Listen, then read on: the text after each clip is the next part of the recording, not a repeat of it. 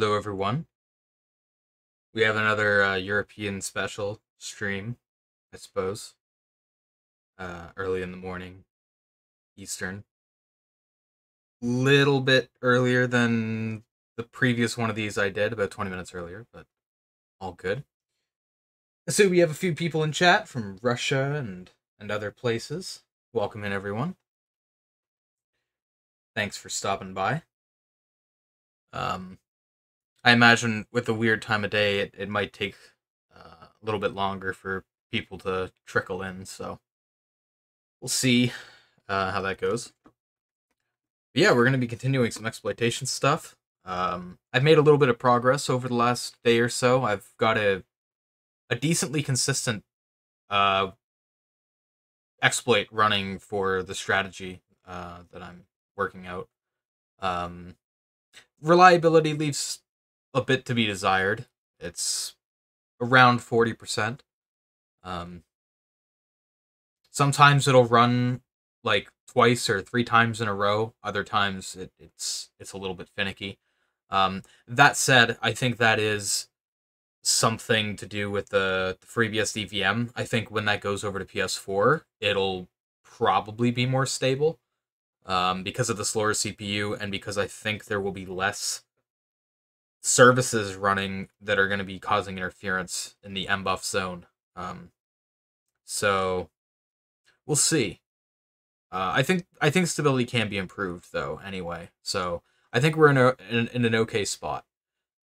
Today in the stream, we're probably going to be taking what I have and turning it into code execution on the FreeBSD VM. It's a pretty exciting day.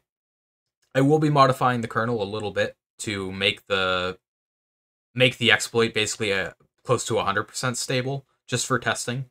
But in reality, it's not quite that stable. So we'll just keep that in mind.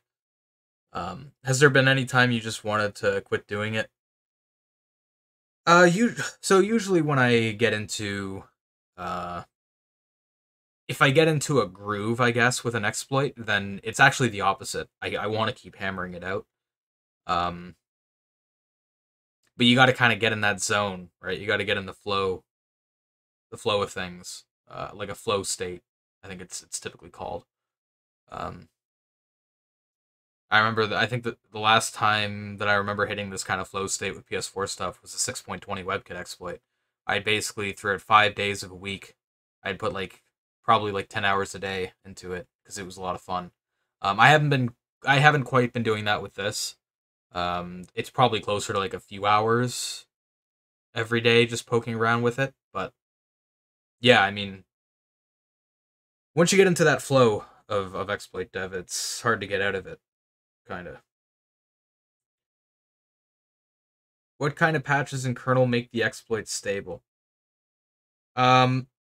So there's a few things you can do in the kernel payload at the end of the, Slearsgovy's exploit. He does a few things to fix up the kernel to make sure that he doesn't crash. One of the things he does is he patches the FD table, I think, of the process to remove the sockets so that they don't get used on the cleanup of the process.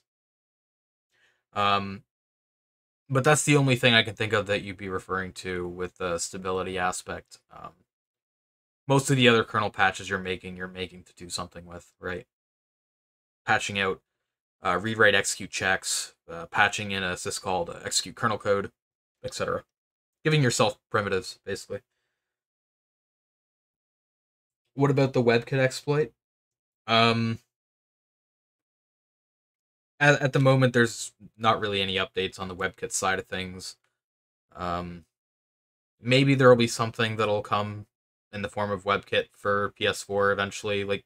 It usually does, even if it takes a year or two or something. But I imagine we will see another WebKit exploit that affects PS4 eventually, but I wouldn't put any stock in that happening anytime soon. Why aren't they just patching the kernel to cat root flag.txt? That would be really fun. As a fun fact, actually, so Z and I had a few plans a couple years ago. This is a fun did you know fact, I guess. Or not a did you know fact, because we never really talked about it, but we were planning on maybe doing a DEF CON talk or something, and we were going to do a CTF based on the PS4. We were going to have a PS4 homebrew application that was like a console CTF. We didn't really go through with it, but it was an idea at one point. Oh, that sounds interesting. Yeah, I mean, you couldn't really do any competitive aspects on it because where you would have to have a jailbreak to be able to run the CTF application anyway. You know, people can compromise the system integrity. There's no way to really lock it down so people can't just steal flags by running like a kernel payload or something, but it could be fun for those who would actually, want to do it for the fun of it and the educational value of it and not just steal the flags, I guess. All right, so let's take you to what my latest exploit run did. So this I just ran right before the stream, just to show you guys what's been going on. So once again, we're looking at the file pointer stack through the SCM writes IPC messaging capability, and we're trying to corrupt the stack of file pointers so that we can craft fake file pointers to get code execution, and that's exactly what I did here. So you can see it uses UNP externalize, it gets called here, and it loops through all the file pointers, and then when we get to the bottom, we have our A's, right? We have x41 all the way through. And then the kernel panics when it tries to use that because that's not a valid pointer, but that's just a side effect of us not taking the exploit further at this point. With this kind of corruption, code execution should be relatively straightforward because you can create a fake file object, which means you can create a fake file operations table for that object, and you can create a fake handler for like ioctl or something like that, and get code execution by calling ioctl on your corrupted FD or file descriptor. So yeah, getting into code.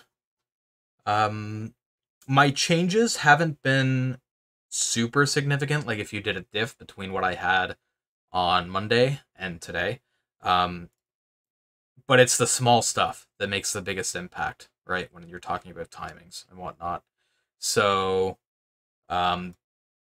basically what I changed was to make the window larger. Before I was spraying, I think 32 file descriptors, which is the same amount that Sears-Govey sprays.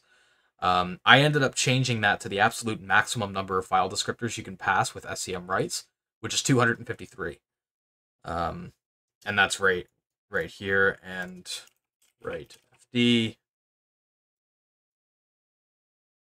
Yeah, I passed 253 file descriptors. That makes it so the race window is a lot longer because your loop is running for longer, and the loop I'm talking about here is in user request. And the UNP externalize function, which gets called when you try to read the FDs on the other end for IPC, it'll do this loop where it goes through all the file descriptors you pass well, actually internally in the kernel they're stored as file pointers, and it creates entries in your process's FD table with those file pointers, right? So that's where the messages in the kernel log came from earlier, where I got the hex 41s. Is from here.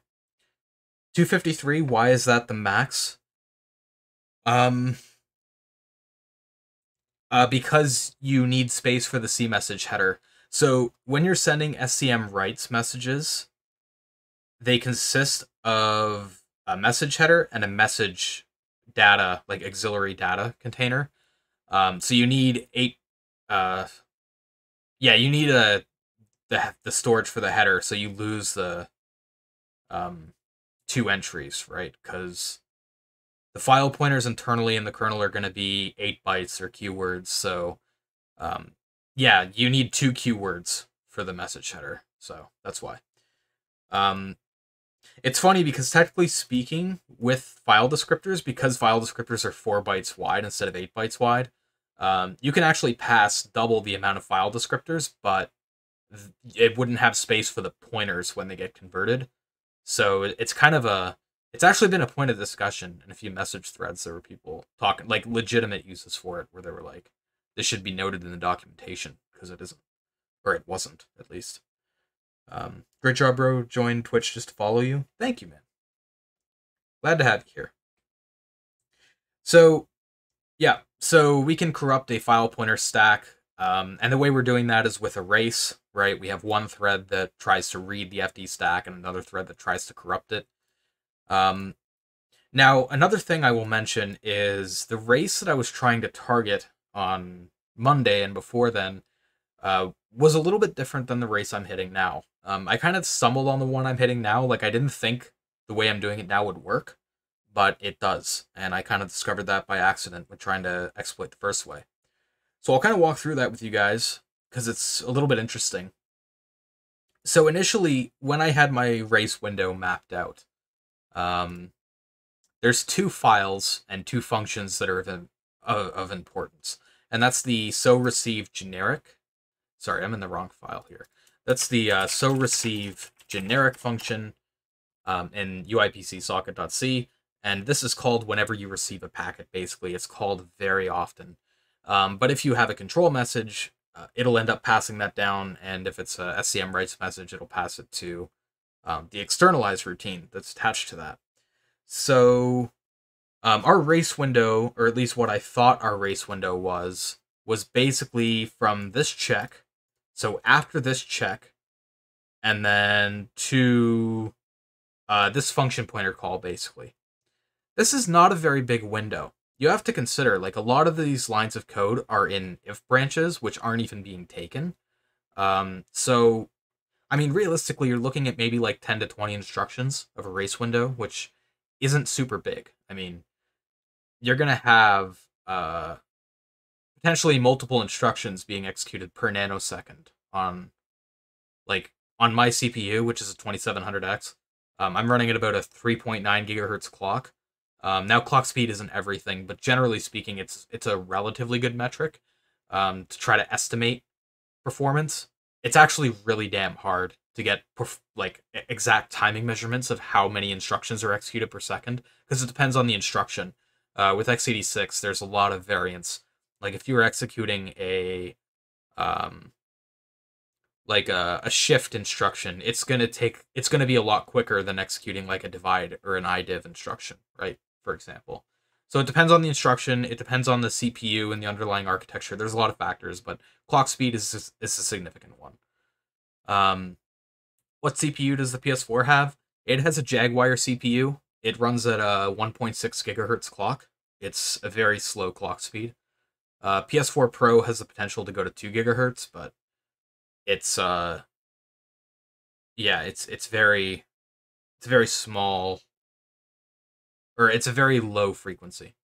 In regards to side channel attacks with like speculative execution with like meltdown and stuff, in theory, you should be you could hit it with meltdown, though it wouldn't really give you much. If I remember correctly, meltdown just basically gave you like an ASLR defeat, which isn't really worth the effort. Spectre, though, wouldn't work because that didn't affect AMD chips, right? AMD was a lot more resilient to the speculative execution stuff because Intel cut a lot of corners to try to get performance, and they paid for it. AMD was affected by some of them, but not nearly to the same extent. So the consoles were kind of protected a little bit since they're using AMD hardware. So, to my knowledge, nobody has ran a speculative attack against the PS4. You probably could, but it's a lot of work and it doesn't really gain you much because the kernel, software attacks are just a lot easier. Especially where the PS4 is lacking some of the more modern mitigations. Is your Spectre because of the Spectre? I've had a lot of people try to mention me on Discord or something, and they use the attack spelling of Spectre, and they think that's where my name came from. And I had this name before that attack was published, so I had the name before it was cool. Yeah, so getting back to the code a little bit, I thought this was my race window. It turns out the race window is actually larger than that. because you can actually get into the externalize function. Thank you for the tier 1 sub, Spark21. Welcome in. Another champion joins the ranks. I thought this was where your window closed. Sorry, this line. I always do that. The C message header where it reads the MTD of the control, because my first attack idea was to basically try to hijack this pointer, right? So that I made the I pointed the C message to my own controlled data entirely. It turns out you don't actually have to do that. And let's see if I can find a example of why that is. No. Okay, this is... is this what I want? Let me try to think. I know I had it at one point. I removed some of the logs from the kernel after I finished testing a little bit, because I had a feeling they were interfering a little bit with the race. I probably have like an older version though, so let me get that up.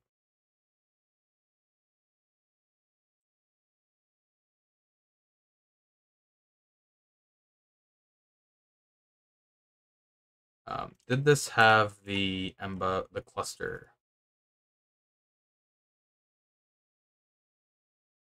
No, this didn't have the cluster information. This one?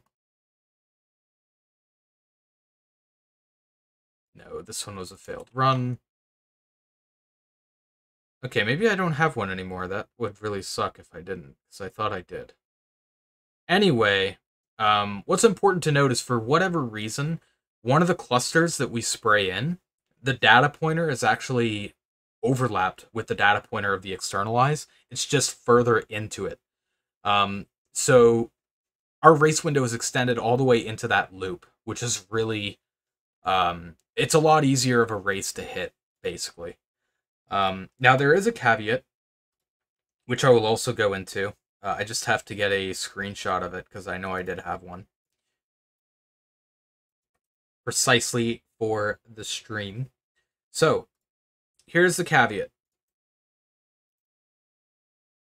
So this is what UMP externalized looks like if we artificially inflate the race window, right? So you can see in the screenshot, actually, UMP externalize, it points to 50020. 2C 50020. And our cluster pointer can end up corrupting that data. But if you look at the file pointers at hex 40 and hex 38 to hex 50, or actually hex 54, you can see there's this garbage data, right? There's this D30200CC. This is garbage, right? These aren't valid pointers. So the problem is, if you end up trying to parse that as if it is a pointer, which the routine does do in the stock kernel, it's gonna crash, because it's gonna hit an unmapped memory double fault, right?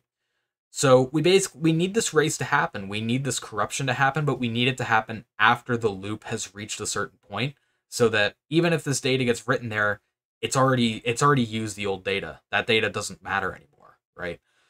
So we need to hit the tail end of the race instead of the head. So it's a little bit of, trickery to try to hit that window.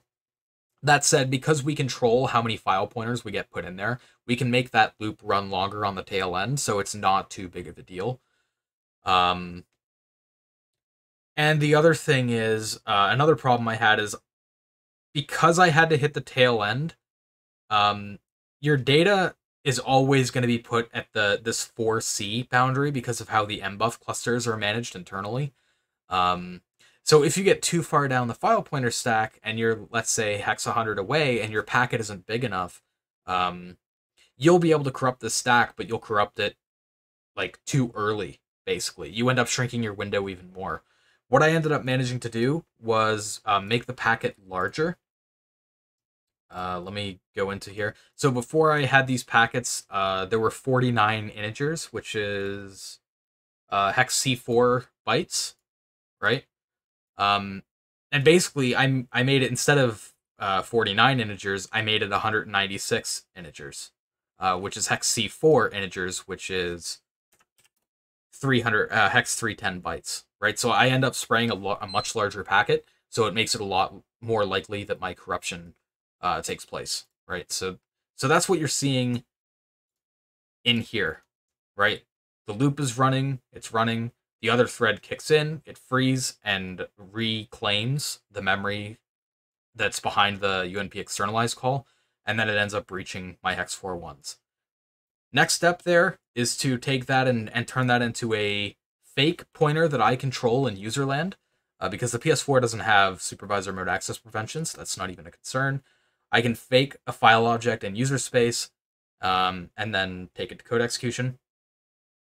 So like I said, I am going to be artificially extending the window just for the testing of that, and then we'll remove it after.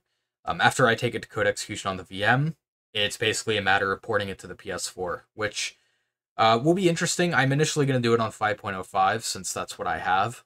I might rely on some help to get it on a higher firmware, because I kind of said it on an earlier stream that I wanna glitch my system so I can downgrade again before I upgrade to like 7.55 or whatever, right? So I might rely on some help for that, but we'll see. We'll cross that bridge when we come to it, but hopefully after today, it will be time to port it to the PS4, and we'll get the beeps going again. You should start a Udemy course about FreeBSD security and exploitation, covering up all the past discovered exploits. That would be great. That would be fun. Udemy though, I don't know. I mean, the thing is, there would be a lot of time that would be put into doing a course like that, right? And that's time that I don't particularly have right now. The other problem is,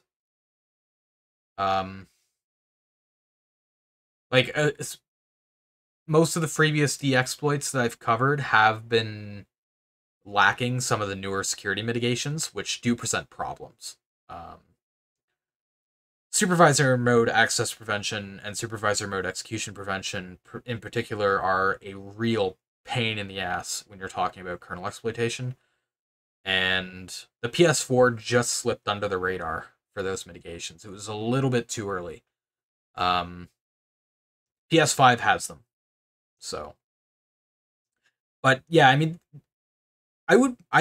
I'm open to doing trainings and courses and stuff, but it would be a lot of time put into it, and maybe that's something that's in the cards later on down the line. Thank you for the stream. Just want to let you know your FreeBSD PS4 stream always motivates me to code when I don't feel like doing it. You do a great job walking through exploits and code. Thank you, dude. That's awesome to hear. It's like it's awesome to hear when people are inspired to to productivity from the streams. That's always nice, because I know from my own experience, like, it can be hard, man. It can be really hard to get that burst of productivity. So when it comes along, you got to catch it and ride it, Just create a private course and sell it with a license to pen test corpos. What would your hourly rate be for private coaching on BSD kernel bugs? Man, I don't know if I could come up with a rate at the moment. Cause there'd be a lot of the planning work to lay out like a course syllabus and whatnot, right? I guess it would depend on how many. Well, for private coaching, like one-on-one, I don't even know if I'd necessarily want to do that. If I was going to do like a training thing, I'd probably want to do it to multiple people. Just because it's way more like, I'd rather be able to reach more people at once, right?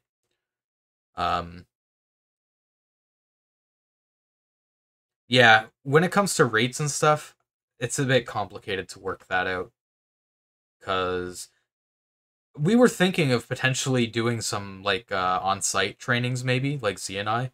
COVID kind of blew that up, because we were thinking maybe trying to do some like conference like trainings and stuff like that. This we didn't really have it planned out. It was just kind of tentative. But now with conferences aren't even a thing right now. So uh we didn't have to worry about it, I guess. But it's something that we kind of want to do. We just need to like look into it a lot more and get all the information, because it also gets very complicated when you're talking about like especially on site. There's some legal stuff that you have to work out too, right? Like if I go to a conference in the United States, I'm not a United States citizen. I do not have a work visa in the United States. So there's some interesting like legalities you have to work through if you want to do trainings in the US.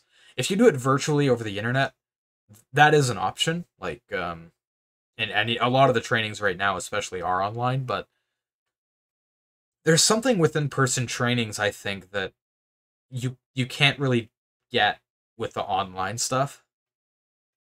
Like a level of like personal connection and being able to explain things and help people out better. But yeah, I mean, I don't know what the future of the space looks like after after COVID. It's kind of weird.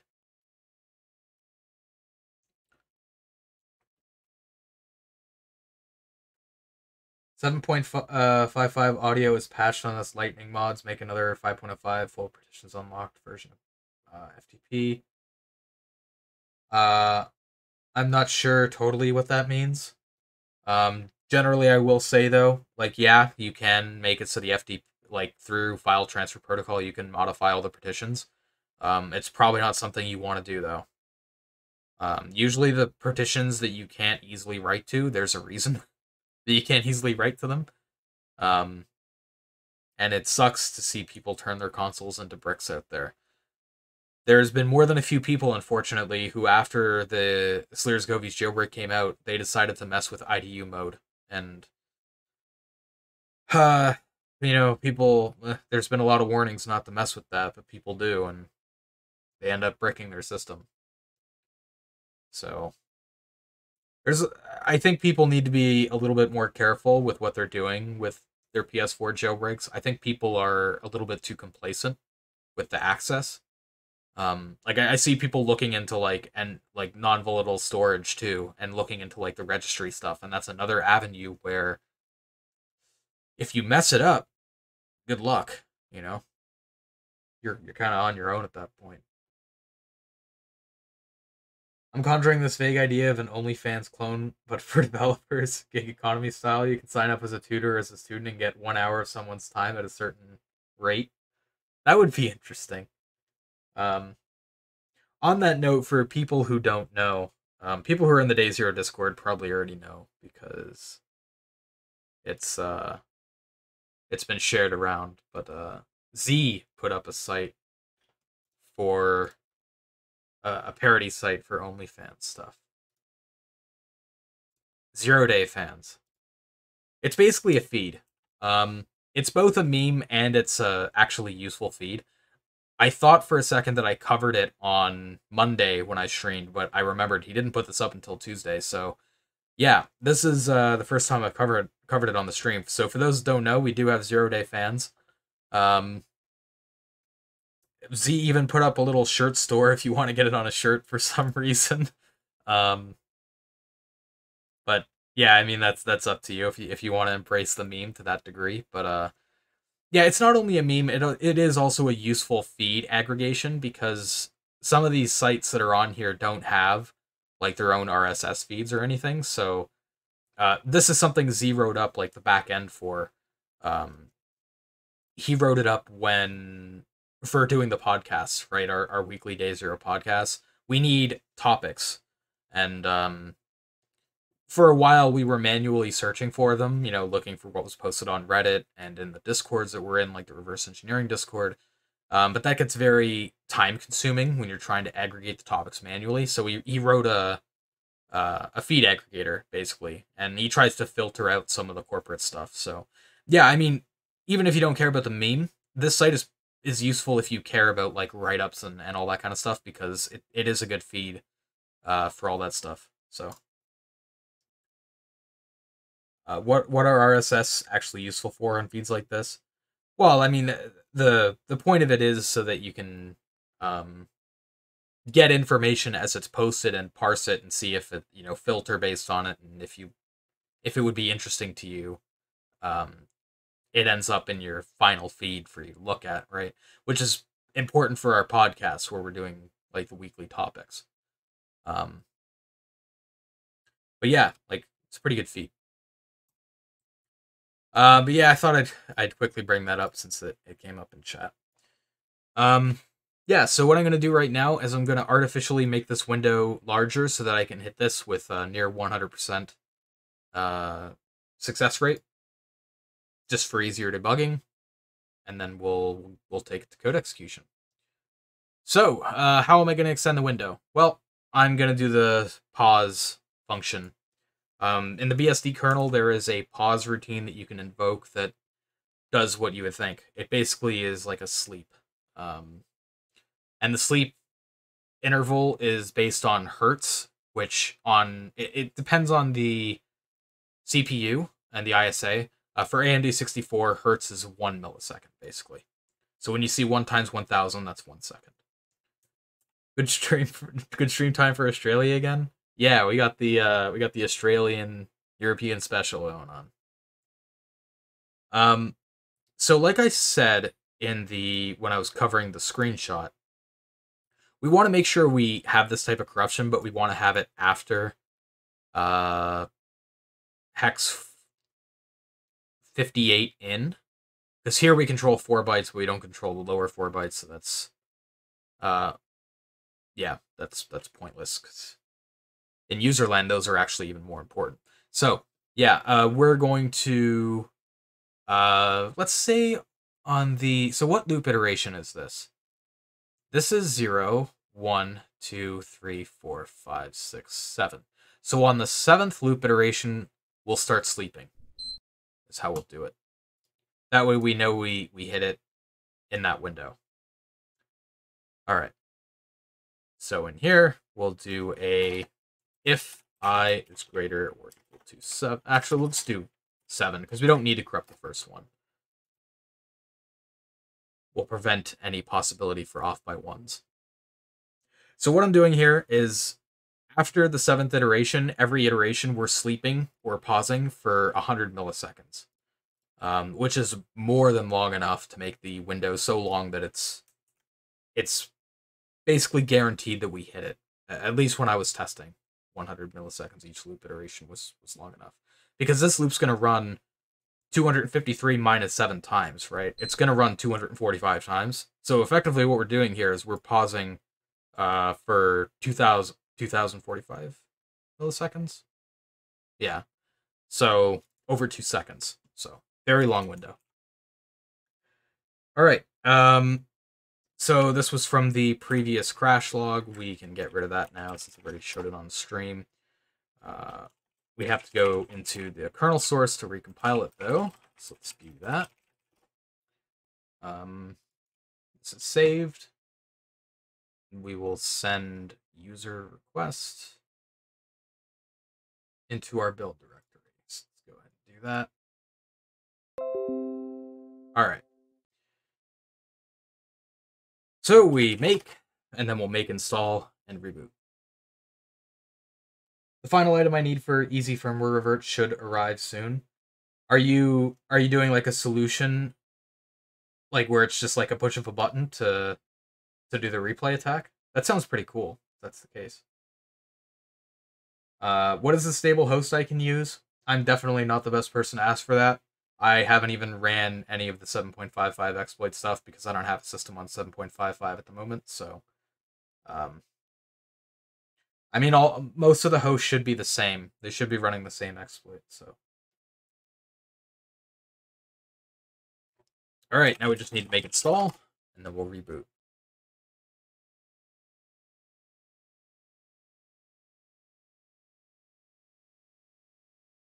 So luckily this doesn't take too long because we don't do a make clean. So, quick rebuild.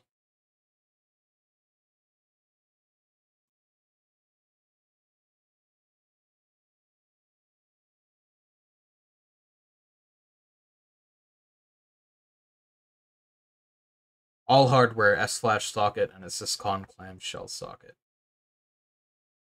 Okay. Sounds interesting. I need to look a little bit more into the glitch hardware setup for when I do it, because I don't know much about it. I haven't looked into it much.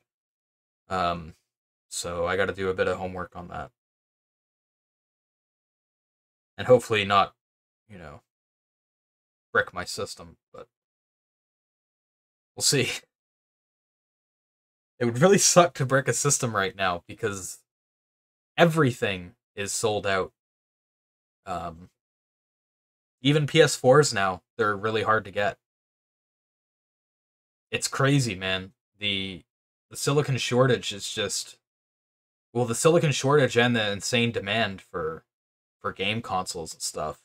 Switches are all gone. PS5s are all gone. PS4s are, from what I hear, all gone. It's wild. Same with GPUs, man. My 1060 that I used to have, I upgraded just like a couple months ago, but my 1060 people are selling for like $800 on eBay. Like, I've had that since 2016. It's wild. Are you using WSL2? No, I am not using WSL2. I haven't been too eager to update to it because while it does have like better virtualization, like it's running an actual Linux kernel and stuff, the file system performance is greatly impacted.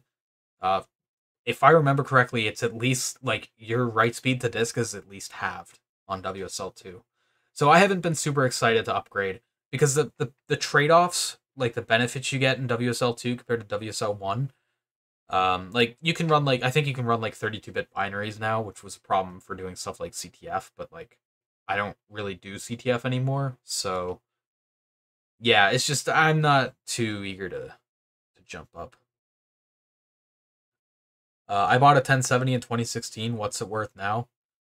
I mean, depending on where you live and what the GPU market is like, it can be crazy. Stranger raiding in with a party of 69 people. Nice. Welcome in, everyone. Thank you for the raid, dude. What were you guys up to before you came into our lovely stream here today? So, what we're going to do now is we're going to get a running log of the kernel for debugging purposes. So I have a script set up to do that. So let's go ahead and run that really quick. It's pretty far up in history. Okay, we have kernel log. We'll log in to the root user here, and we'll run the exploit, and it should work because we extended the window there. We were talking extensively about locks, like mutexes and stuff. That's awesome, dude. Locks are one of the primitives that a lot of people like. It's hard for them to wrap their heads around, like any of those synchronization primitives, especially like RCU stuff, like read, copy, update. That shit trips me up, to be honest. It sucks because it is really popular in kernel. It's a really performant synchronization method, but yeah, like parallel programming, it escapes a lot of people when it comes to trying to get your head wrapped around it. Exploit is failing a few times here. It's just failing to get the overlap. It's not a fatal like a fatal crash or anything, so we should be all right. Oh no, we're talking about RCU again. We stoked the fire.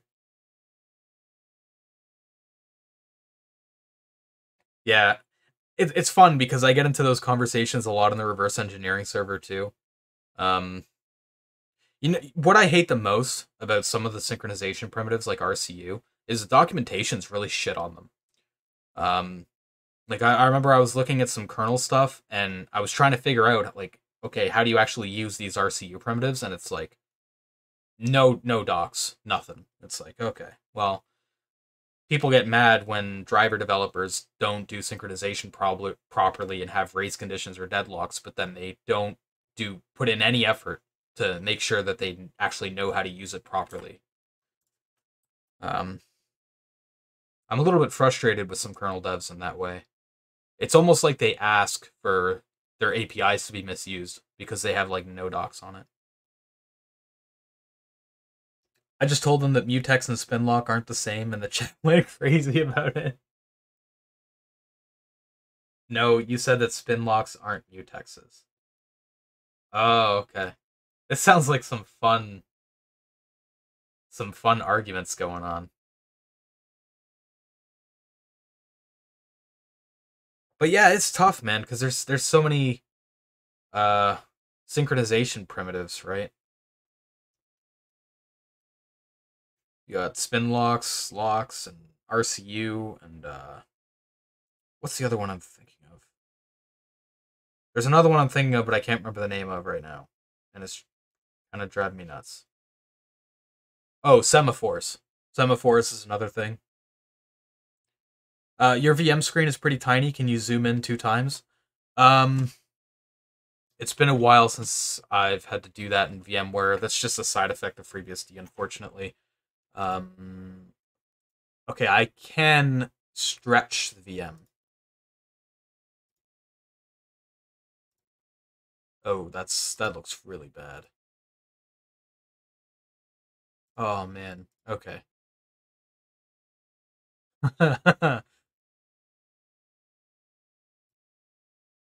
Maybe we'll keep it free stretch and we'll go like to a bit of a smaller size just to make it.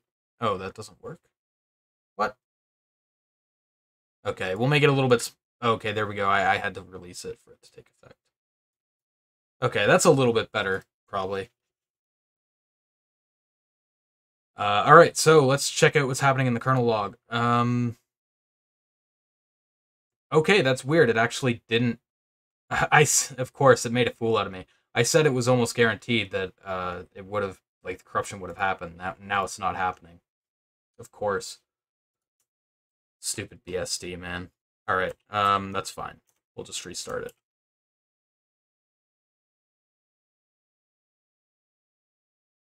I should avoid making claims on stream when it comes to like how an exploit's gonna happen before I run it, because it's just the demo gods, man. The opposite of what I say happens. It's a meme. That's the bug community in general. They love to exploit but fail to explain the root cause. Yeah, I mean, I was talking a little bit about this the other day with Teamstar.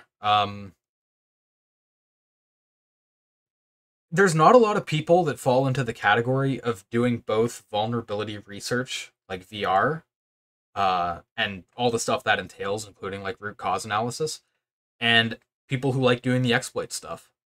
There's a few, but there's like very many there's very few people who fall into both camps. It's either you love doing the exploit dev or you love doing the code review stuff. It's kind of interesting when you think about it, because they're pretty adjacent.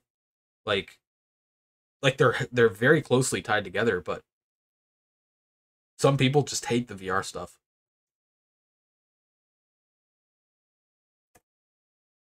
All right, let's try this again. Because for some reason, our race didn't hit, even though it had every right to. I'm guessing it was just because we didn't reclaim the pointer that we ended up freeing. So we'll try it again.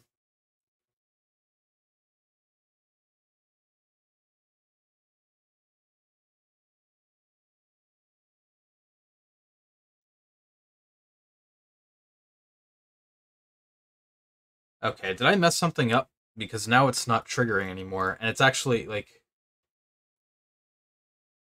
what's going on? Okay, I'm gonna have to add another kernel print in here, because I think I might have made a mistake or something. It's doesn't really make sense what's happening right now. What I will do is change the M length check so that we get those prints. So what did I say our length was again? I'm spraying spray packet. Yeah. So we're doing hex C4. So that's going to be times 4, hex 310. Okay. So let's add a check for hex 310. That way we'll get those prints as well. For those wondering why I'm checking the length in this little debug routine, essentially what I'm doing here is I've patched in some code into the UIO to mbuff function, which gets called whenever like an mbuff is created and used for sending a packet. If I didn't do any filtering on the length, I would get these prints for every single packet that's sent on the system, which is like billions. Maybe not billions, but it's a lot. You would end up bombarding the log, and you would massively screw the performance of the system. So that's kind of why I'm doing that filtering. I'm basically making it so I only get the packets, for the most part, I only get the packets that I am sending, because I know the sizes already. So that's basically what I'm doing there. So we'll go ahead and rebuild the kernel with that new file. We'll upload that now. User source sys AMD64 compile, and we'll make that and run that. I'm not sure what's happening with the race not like hitting. Like hell, it was hitting before I artificially inflated the window. Now I'm artificially inflating the window, and it must be hitting too late or something. We'll find out when the kernel's rebuilt and installed.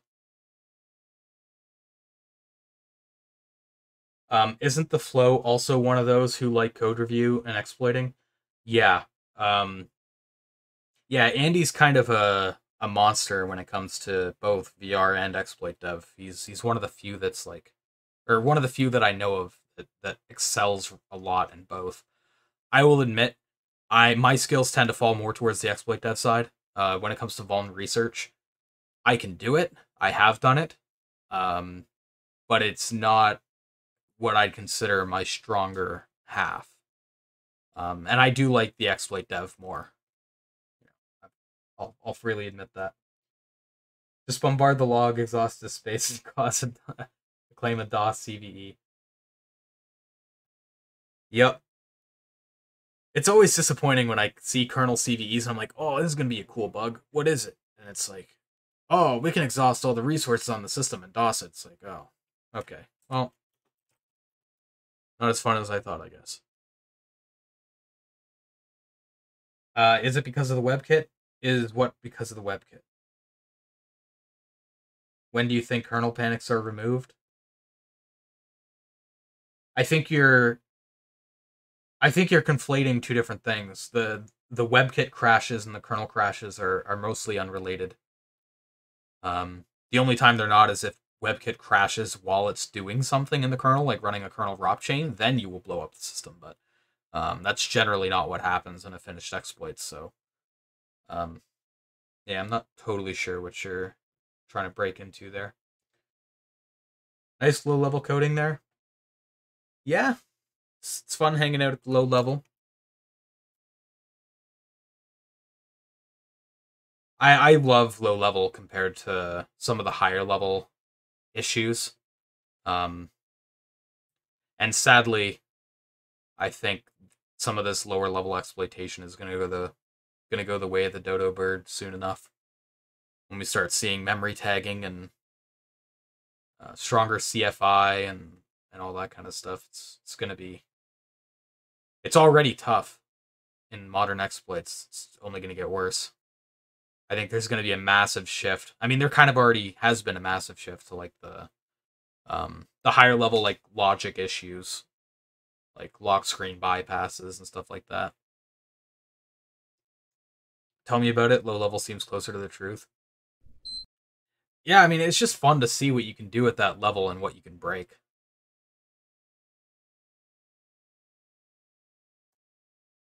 Okay, we have a new log. We should hopefully see what the hell's going on now with why the exploit is failing, even with the extended window. Watch, I just did all this work. Now it's going to work, probably. It's probably going to work. Well, work as in not crash, with the... Or run without, like, getting the crash I expect.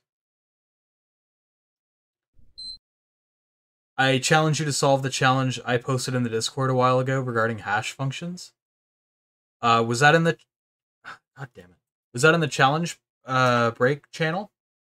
I can take a look at that in a little bit. Okay. I think this is a bad crash. I don't think this is one I want. I do want it to crash, but judging by the behavior, I think we crashed with something we shouldn't have. But yeah, I'm down to take a look at that challenge. Maybe not in this stream where it's so like late for me, but at some point I'm definitely down to look at it. Yeah, this is another thing that Z and I were kind of thinking of doing, was doing these streams where we design challenges for each other. So he'd do a stream of designing a challenge for me, and then I'd do a stream later of trying to solve it. That's something we've kind of put on the back burner because we have some other things we need to focus on. But yeah, I mean, there's a few like fun concepts around the like CTF challenge, like the design challenges and stuff. Let me just double check that this is a... Oh wait, I can see it right here. SP flush internal. Yeah, that's a useless panic. That gives us nothing. Okay. Well, at least I don't feel like a fool for rebuilding the kernel because it didn't work on the first try, so that's cool. God damn it. I swear to God, dudes, I ran this like before the stream. I ran it twice in a row, no problems across reboots. I then ran it again after like one failed overlap. Now it's like oh, man. Again, though, I think these issues are specific to my hardware. I think when they go to the PS4, it's not going to be as much of a problem. There's a word for this. Yeah, it's like demo gods, right?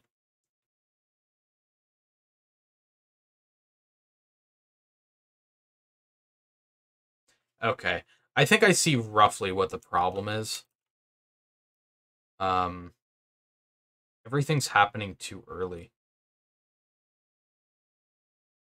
So let's take a look at this as Sublime Text real quick. Okay, so... Oh, yeah, we had to run this multiple times, so I've got to cut some stuff out here. I'm going to end up confusing myself.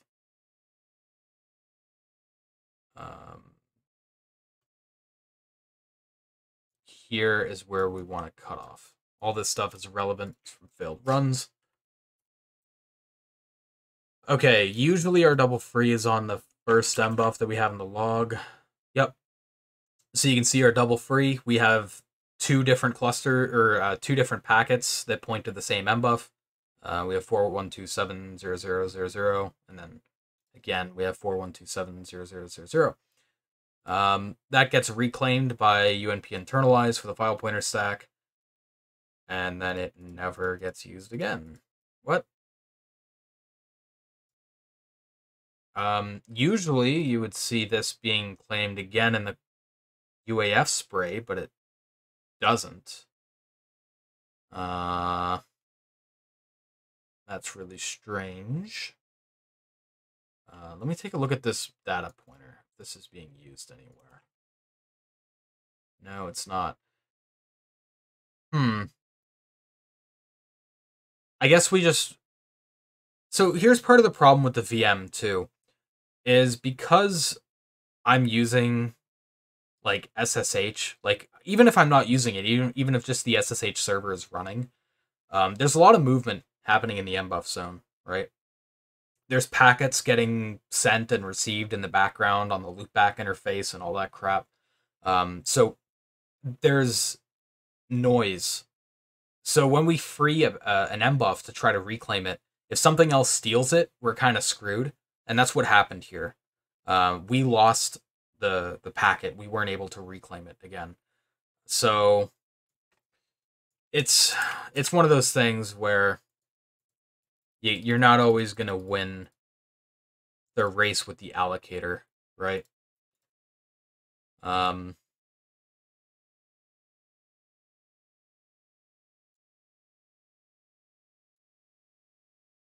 Yeah, because ideally we would have reclaimed one of these like down here. So Yeah, okay. What happened here? Anything? No, nothing interesting happened here. Um, we'll try to run it again.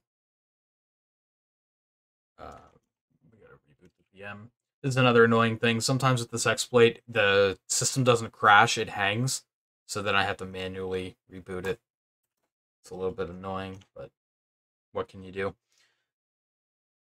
What plugins do you use in Sublime? I'm not sure if I use any. I might have one or two for like syntax highlighting, possibly, but I don't think I really use any plugins in Sublime. I mostly just use it as it is. Try without logging. Um, I've tested it. The logging makes a very minimal difference. It might make a little bit of a difference, but I'm keeping the logging in because I want to see what's happening when it fails. Um, when we try to take it to like a finalized exploit, then we'll definitely remove the logging for sure. But you are right, there is some interference there. The logging is going to mess with timings a little bit, right? Because you're going to be running CPU cycles, doing the logging. Um, it's also going to be causing interference on the mbuff side of things because it's being sent over SSH. So there's packets being sent for all those lines. Yeah, there's a few things that like where logging isn't optimal for running the exploit, but I kind of when I think about it as in terms of a trade-off, I do think it's worth the trade-off of getting the insight into what's happening, um, as opposed to just flying blind and with the chance of slightly better stability, right?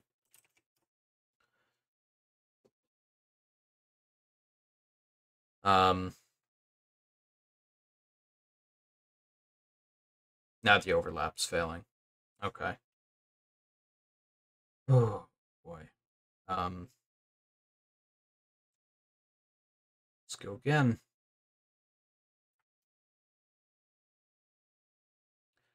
The funny thing is, I could turn this like I have two CPUs running on this VM right now. If I turned it down to one, these problems wouldn't even be a thing.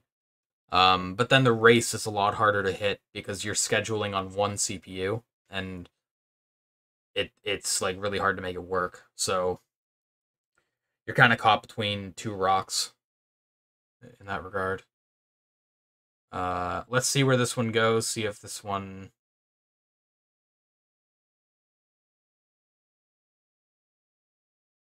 No, we're getting very similar behavior to what we were before. Let's take a look at this one again.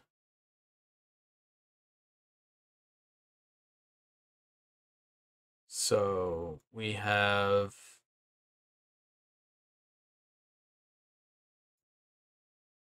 UNP externalized called.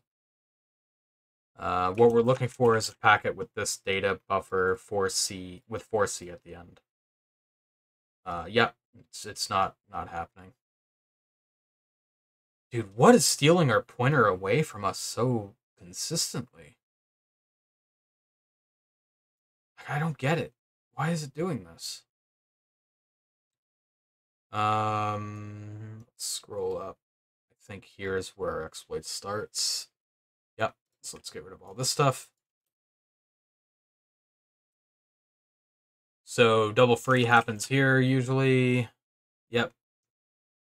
Oh, it's not even claimed by UNP internalize. Yeah, there's noise happening. You know what? Maybe the SSH is having a bigger effect than I'd hoped. Um, I mean, you can't turn the PS4 down to one CPU core. Z's popping in.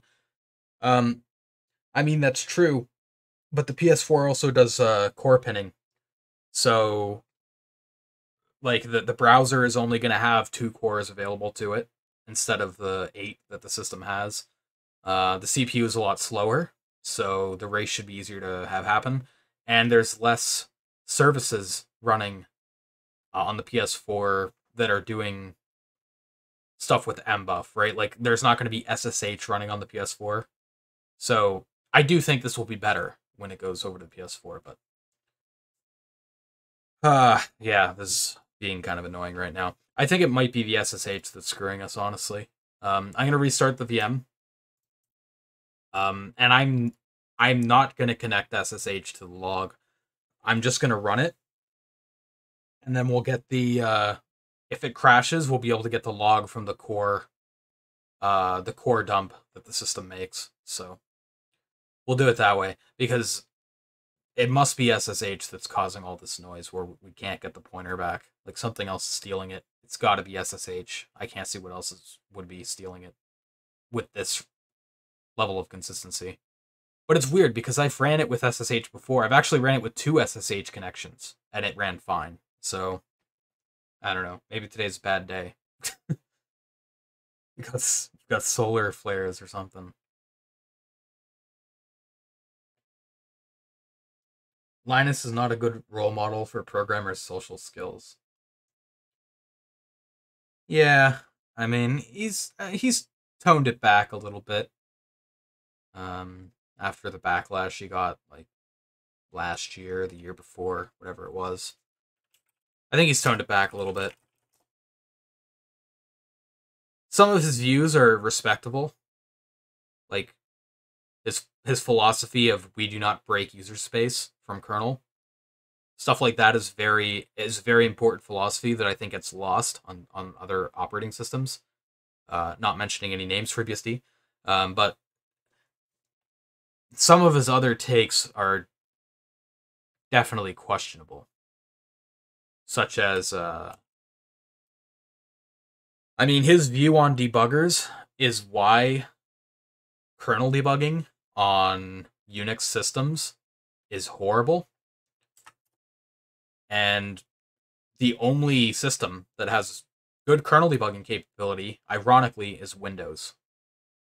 Closed source, and Windows has the best debugging capability with WinDebug. It's kind of a meme. And I think a lot of that comes down to just the tooling not being good, because Linus kind of had that iron fist when it came to not liking debugging. So there's a few takes of his that I think have been harmful. But, you know, what can you do?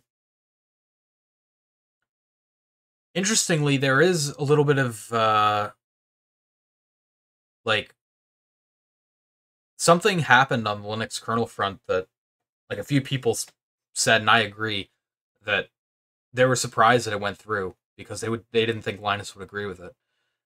It was brought up a little bit in the Day Zero Discord. Also, I don't know what's going on here, but I'm getting new behavior that's never happened before. Hold on a minute. Oh, it's because the externalize is still going through. Right, okay. Fair enough. But yeah, Rust was added to the Linux kernel. I think it was in our Interesting Links channel. So it's proposed, I think it's proposed to be used for modules, loadable kernel modules, which is a fair point, like, area to try to introduce Rust. Drivers are the weak link, in kernel security. So introducing Rust to kernel drivers makes a lot of sense, and it's also an area where it wouldn't take a huge time investment to convert some of the stuff there, unlike kernel core. And depending on the driver, like, not all drivers are going to be doing low-level I/O, like DMA or something. So you might not even have to use unsafe or anything like that a ton. But it's interesting because Linus's take on other languages other than C for kernel in the past have been pretty aggressive. Like, he shit on C++ quite a bit publicly. So it's interesting to see this get through. But maybe that's just because kernel security has gone up in priorities. I'm not sure. Linus did express some support for Rust back in August or September, actually. I don't remember that. But I'll take your word for it. Yeah, I mean, Rust has some good things behind it. It's just so annoying to write. That's my problem with it. It's very annoying to write. Yeah, I don't know what the what the hell's going on. I think I'm going to revert my kernel change. It broke something, guaranteed. I don't know how. It was relatively straightforward change, but it must have broke something, dude. Because this doesn't make sense. I'm getting behavior I've never even seen. And I've ran this exploit like hundreds of times off stream. So yeah, shit's broke. We're doing a restore. I am reverting changes. Or at least I'll take a look at it. Like, is there anything here that looks suspicious? Like, really bad? If I is over 7, then pause. This should be fine, but it's not. Whatever, dude. It's gone. Whatever, get out of here. Is there anything I introduced here, though, that would be problematic? I don't think so. I actually don't think I made any changes in socket, right? No, I didn't. I did make a change in mbuff. I introduced this. This should be fine. I don't think there's an issue with that, so we'll leave it as is for now. So all we modified here was user request. So we'll add that file back. So let's go ahead and make that and install it.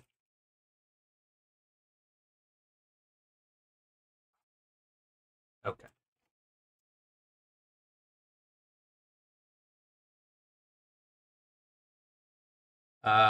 Link to a message thread about Rust and kernel. That was confusing me a little bit with you switching accounts. See, I was wondering what was going on. I've never actually seen you comment on your own like personal account in chat. You've always used a Day0 account, so it was surprising. I've done it a couple times. Not recently though, at least. Just got a PlayStation ad. I just saw that up in chat. Sorry, I was a little bit late on that, but that's pretty good. I mean, you got to give it to the advertisers. They know where to put shit. They're probably transcripting everything I'm saying on the stream, tailoring ads to viewers. Yes, of course they are.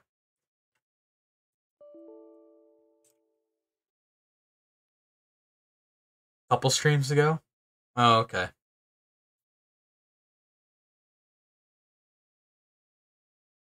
Anyway, it's about the LPC talk and prep for it, but ends up discussing how to go about bringing Rust in, and Linus has a few comments. Okay, I'll have to take a look at the, like, at it a little bit, because I am interested in what his thoughts are on it. I would never have guessed that Linus would like Rust, because he's always, his view on security has always been kind of tenuous. Like, he's kind of shit on security researchers and how much of a big deal is made around security bugs. So the fact that Rust, which is basically a language designed around memory safety, at the expense of well, maybe not performance, but at least compile time, that seems like something that would be, like, dead in center of Linus's targets of things he hates. So it's interesting that he has any support for that.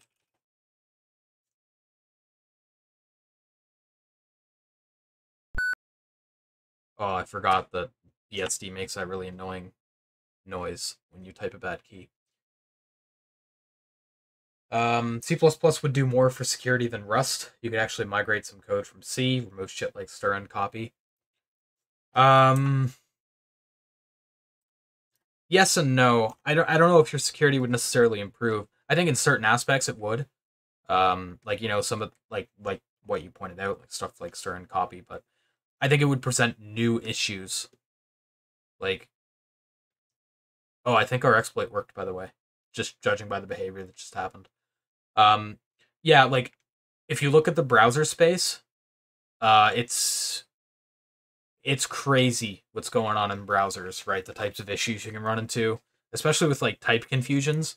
those become a lot more dangerous and a lot more common when you're working with C++. Um, you end up inheriting from like a base object and you cast it, but you don't consider this edge case, so it ends up being like C++. When you get into the multiple levels of indirection, it can be extremely hard to maintain.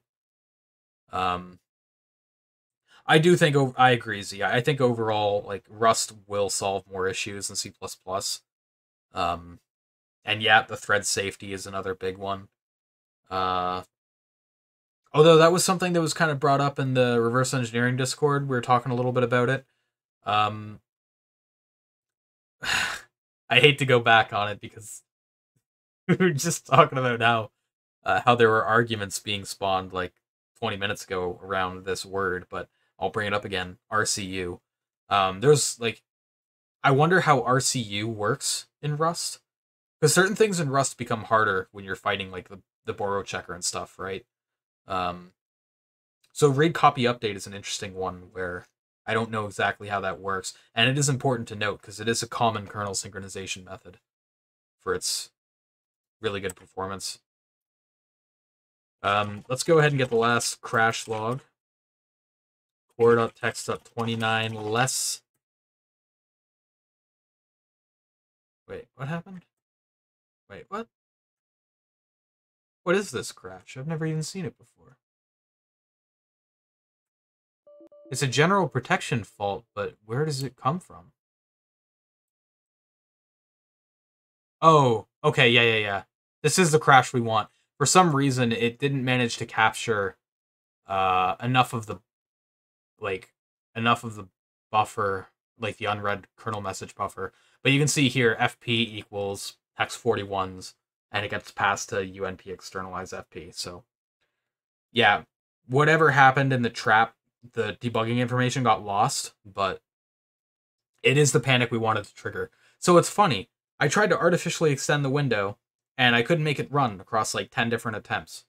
I removed the artificially extended window and make it so the ray should be harder to hit, and it works first try. I don't understand FreeBSD. I'll be totally honest. There's some days where I work with the system and I don't even understand, like, I don't think I understand computers anymore after I do some, like, exploitation stuff, man. It's like, I thought I knew how computers work, but apparently I don't, because, like, this shit doesn't make any sense. But hey, I guess I'm not going to complain that it ran the way that I wanted. So yeah, what we're going to move on from here, now that we know we can get the crash triggering again that we want to trigger. Instead of spraying hex 41s, we're going to set up a fake file object in user space, and we are going to spray that, a pointer to that. So they are not pushing for a rewrite of the kernel. They want Rust to be able to fully use existing C code. Oh, is it kind of like that? That sounds a lot like the interoperability, I guess, you get with like Java and C and Android. Is that kind of like what they're going for? Is that like interoperability layer where you can use Rust but invoke C routines and stuff like that? That makes sense that they would do it like that. Better OSs like Fuchsia are coming. Down with the monolithic kernel. Yeah, that's an interesting discussion too. It's actually a discussion that I haven't really found myself in a while, but the discussion between monolithic kernels and microkernels was revived when the Switch came out, because for those who don't know, the Nintendo Switch, it runs a microkernel. So like when you're doing a privilege escalation, like you're doing a jailbreak, you have to have like 3 different exploits in the chain to move up the stack to even get the kernel. Yeah, I mean, microkernels are cool. I think why there's such a hesitancy to even move to that is, for one, obviously, most kernels people use have been around for decades, so it's not going to suddenly switch to like a microkernel architecture. The other thing is you do get a bit of performance loss because anything you move into user space is going to be susceptible to context switches and whatnot. And that's why you'll see, like a lot of people harp on it, and they were kind of memeing Apple and Windows because font rendering, for example, is something that's commonly in the kernel. Um, Back when there was that iOS bug, it must have been like a year or two ago now, where they had a decoding issue where you could basically send a text message to somebody and it would boot loop their phone. And that was because the parsing happened in kernel space.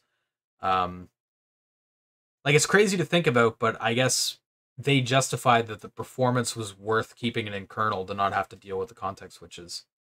Um, that said, I think as time moves on, I think that argument starts to fall apart more and more because as computers become more and more performant, I think the performance difference between user space and kernel is shrinking.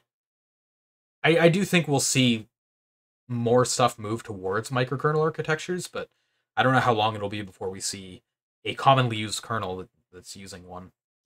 Um, I was gonna say Fuchsia. It was Google, right? So yeah, you said Google's building Fuchsia, so that confirms that. How about not putting tens of millions of line of code that all have kernel privilege?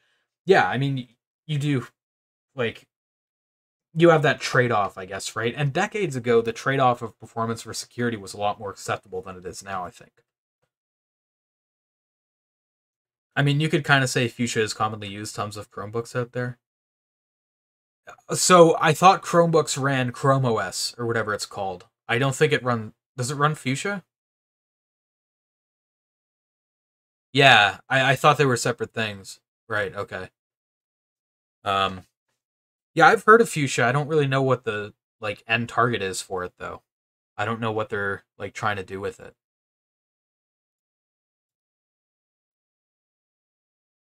Alright, so let's take the file structure and copy it over to our exploit because we are going to need to fake that.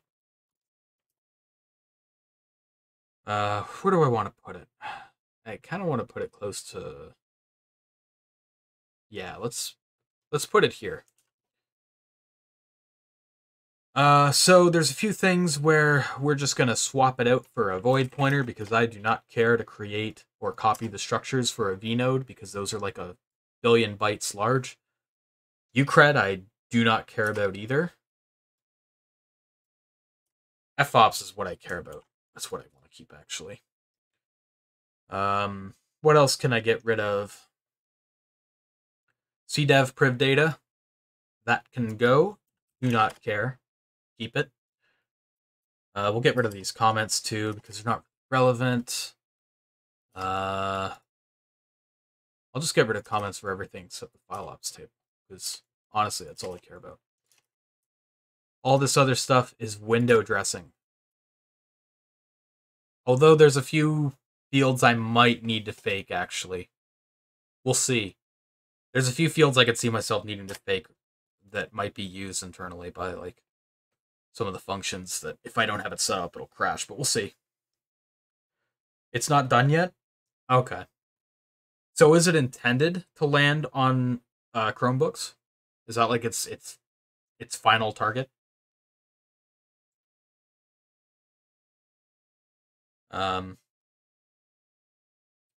These are also useless. I don't need all these types. I just need void star.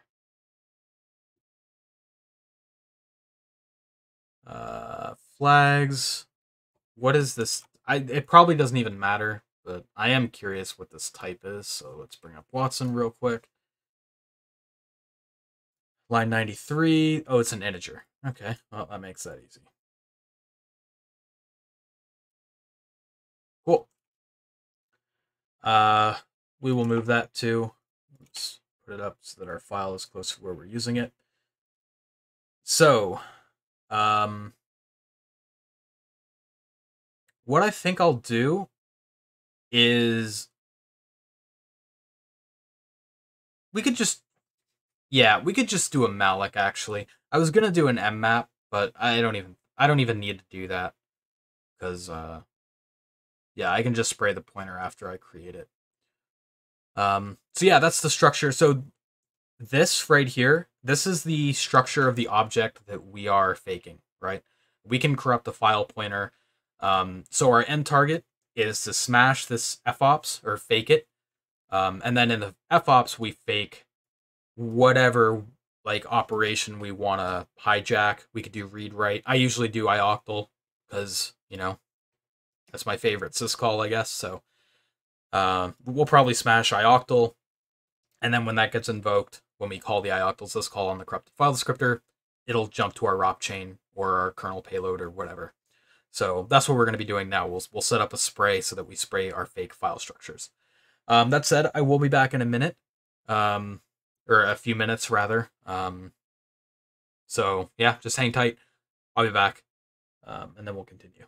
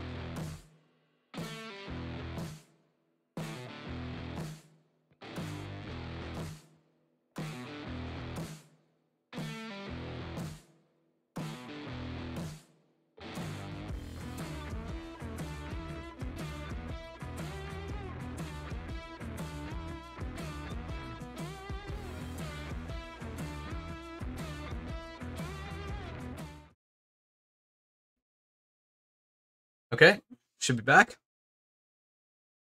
Reading chat, I would guess that they are going to replace Android with Fuchsia.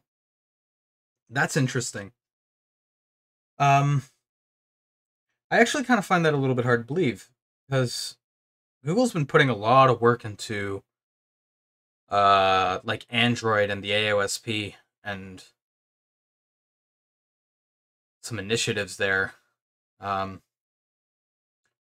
Though I could see that being a holdover until they have like feature complete or whatever. But that's very interesting if that's its intended goal, is to replace the Linux kernel as like the central kernel for Android.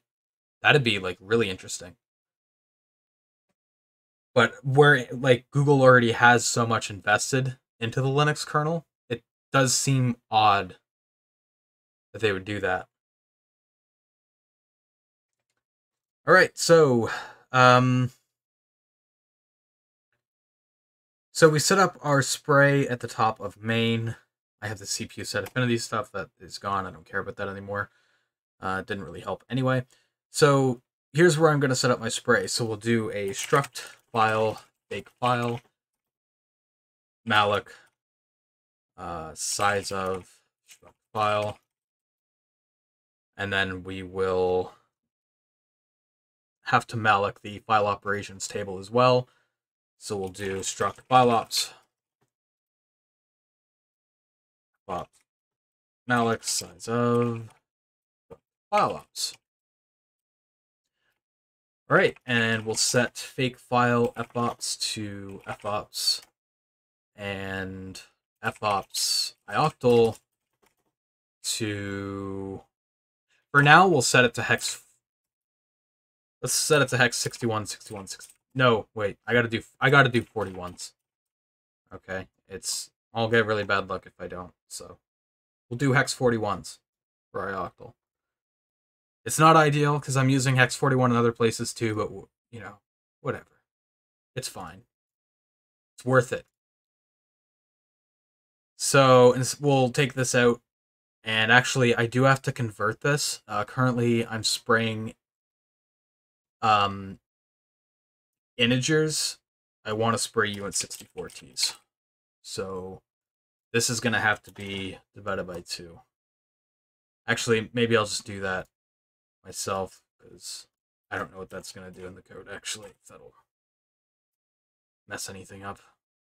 Yeah, 62.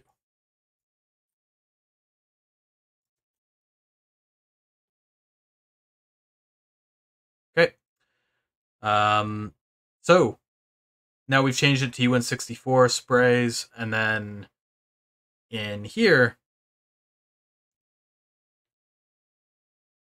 yeah, and then in here we're gonna spray uint64t fake file.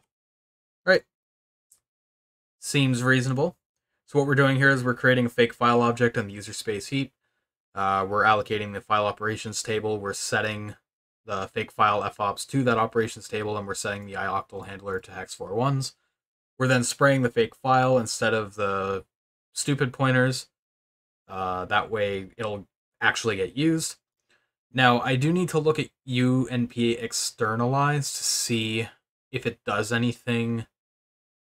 It calls this UNP externalize FP on the file. I need to see what this does because I might need to fake more stuff. So it takes the file pointer and it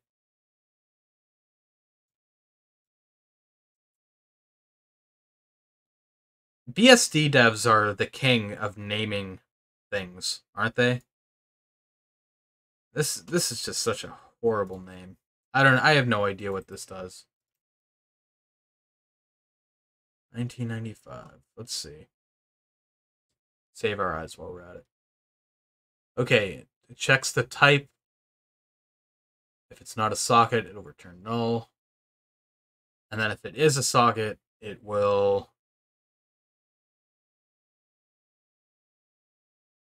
Oh, I see. It's essentially checking. So for those who don't know, files in Linux, people might have heard the saying files, like everything is a file in Linux. People don't realize how deep that actually goes. It goes as far as sockets. Sockets themselves have an internal, internally are a file. Like, they're built on top of the file primitive. So what they're checking for here is to check if it's a socket file, and then they're pulling the socket object out of the file data, and then they're checking if the domain is on the local domain. This is probably to try to prevent passing around remote sockets or something, an IPC. I'm not actually sure exactly why they would do that. Can you make your text bigger? Certainly, dude. YBear90, thank you for the tier 1 sub. Welcome in. Yeah, I can certainly zoom in. I don't know why it was zoomed out, actually. I think this is my normal zoom, so thank you for pointing that out. Hopefully this is a bit more readable on mobile and just in general. So how is this used? So F2NP. So what happens if this returns null? That's my question, essentially. If it's not null, then it decrements the message count. If it is null, then it just returns 0, and it decrements the UNP writes reference counter. Okay. So we can make it return null. That should be fine, I think. It shouldn't change how it's used. Let me verify that, but how is the return? Oh, they don't even check the return value. Are you kidding me? Why are they even calling this? Oh, I guess because they're decrementing the. Literally, all this is doing is decrementing the UNP writes counter. They don't even check the return value. So, okay. Why? Oh, okay. They check it here in the UNP discard, which is probably called in the close routine. Interesting. Okay. So yeah, I mean, in our code path, we don't even care what it returns. We can just make it return anything. So what I'll do is I'll set the type to a non-socket type, which it might already be the case. If this is not 0, then we already have that. Actually, no, we don't, because I have an uninitialized use right now. I'll fix that in a second. Okay, it's 2. Web dev greeting. I'm used to code JavaScript or Java backend and Spring framework. Nice, dude. We welcome everyone in here. It's always fun to see some web dev people and more people getting interested in the lower level exploitation stuff. Yeah, right now what I'm doing is stupid. This is we gotta fix this. Let's set that to 0. What? No, that'll be the size of the pointer. fops 0 size of struct. So there we go. Now we won't have a lottery machine in our exploit that determines what happens and what doesn't happen by what's uninitialized on the heap at the time. All right. Little Alo, yeah, I would mem set the buffer to 0. Yeah, I don't even know how I skipped over that. That would have been really silly of an issue to have. Yeah, everything else though should be good. I think this makes sense. This should be good to test. Ideally, what we're hoping to see here is the instruction pointer hits A's, and we win.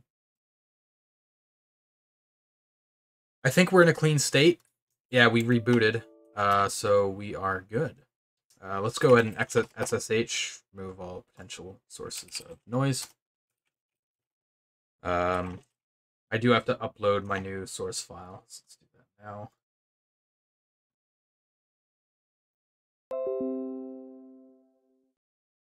Huh. Did it get deleted before? It didn't even ask me for an overwrite. Let me just... Yeah, that transferred... Oh, no, that was bad. That was a bad file. Good thing I double-checked. There we go. That should be the right file. All right. Let's build it and run it and see what happens. Oh, shit. We have errors. Okay. 406 expected. What did we mess up? Did we forget a... Oh. Oops. There we go. I removed the struct name, but I didn't remove the struct keyword. That was silly. Is there anything else in here we need to fix before I continue on this course? Let's see. Corrupt file pointers, passing argument. Oh, that I don't care about that. Struct file has no member named fops. Oh, f_ops. Yeah. Okay. Fair enough. That's here. Anything else?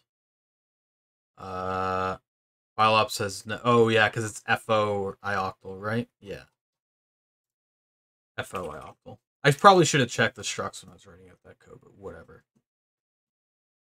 GCC has our back, so we're fine. There we go. It's running now. I'd say randomize the memory just for fun. Yeah, we'll just read dev rand and see what happens. We could do that and then do the betting thing with the channel points. See if it'll work. Will it work? We don't know. That could be fun, actually. Something to do. Okay, we didn't get the corruption we wanted. Let's check the messages log. What happened? Let's do some some after action analysis. What happened? Why didn't you work? What's this? Or the WSL does this rather. Clears in. Thing don't work. Okay. So mbuff, yep, we get the double free rate. Whoa, actually, wait, what? What the wait, what? That's interesting. I've never seen this before. We got a double free on the UNP internalize. This should not be happening. I should be getting the double free on the cluster packets first. Oh, wait. Oh, that's why. I forgot we had a failed run in between. I was looking at an old pointer. This is the real one. Although that's still actually, they were adjacent. Like, there is some weird stuff going on there. But that's probably because the overlap failed the first time. And then it carried over to this run. Which actually might explain why it didn't work. Start of the prediction. Will Z... What's the prediction? Will Z click yes or no is the outcome? I like it. That's like the laziest prediction I've ever seen.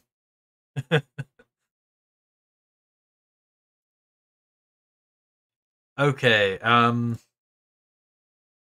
so we get the double free on A5 200. It gets allocated by UNP internalize. Externalize goes to use it. But actually no, externalize doesn't go to use it, does it? Why is that? It should be using this message data pointer. And it does, but the data doesn't overlap. Okay. I think that was a result of the previous overlap failing, so we'll just run it again. Like I said, where I'm not inflating the window, the reliability is a little bit shoddy, around like 40%, and we'll aim to improve that on both the VM, hopefully, and hopefully by default it'll be better on the PS4. So.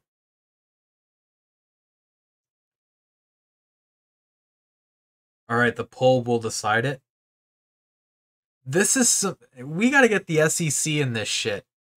This is some like insider trading or something, man.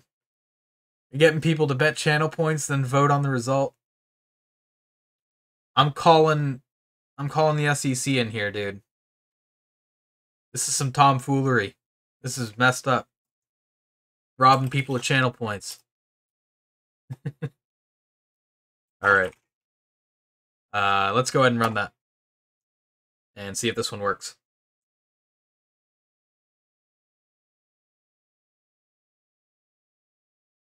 Hopefully this one goes through.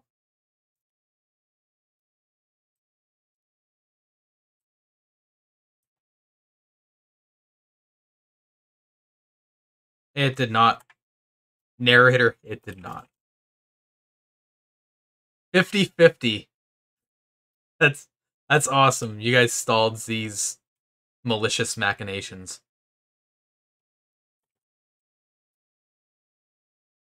What's going on here, dude? Why didn't it work this time? Just unlucky, I guess.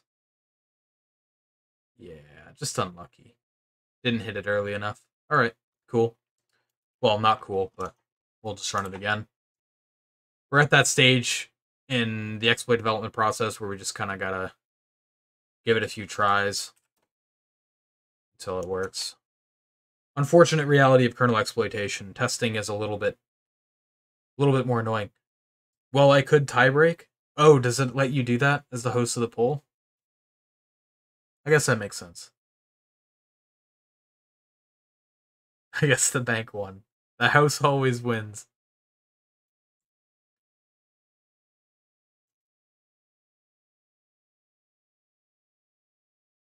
Well, I mean, I have to do the prediction. Oh, okay. Return the points. Okay. SEC is no longer angry. It's fine. They're willing to waive all charges. Alright, come on. This one's got to work. Right? Come on. Or not. Work this time.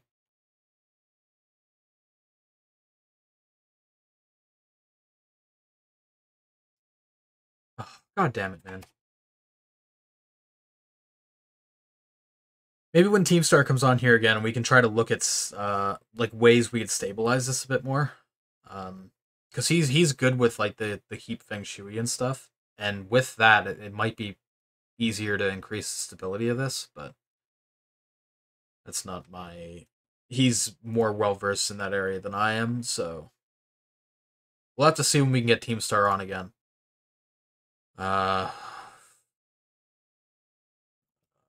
Didn't run again.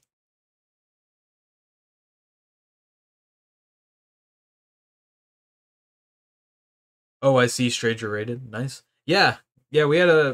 He rated, and then we talked about locks and synchronization mechanisms. It was a lot of fun. You just missed it, actually. It was like I think it was less than 20 minutes before you joined. I heard that as Keemstar first, and I immediately said to myself, "You." Funnily enough, an IRL friend said the exact same thing. They tuned into my stream, and I was talking about Keemstar, and they said, "I swear you said Keemstar at first." I was like, "Why are you talking about Keemstar?" They do sound very similar when you try to rhyme it out.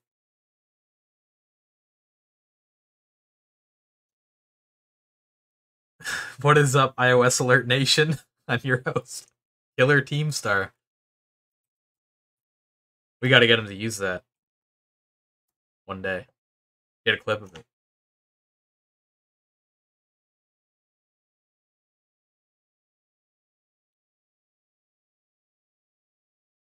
Does Keemstar do any exploitation? No, I don't think so.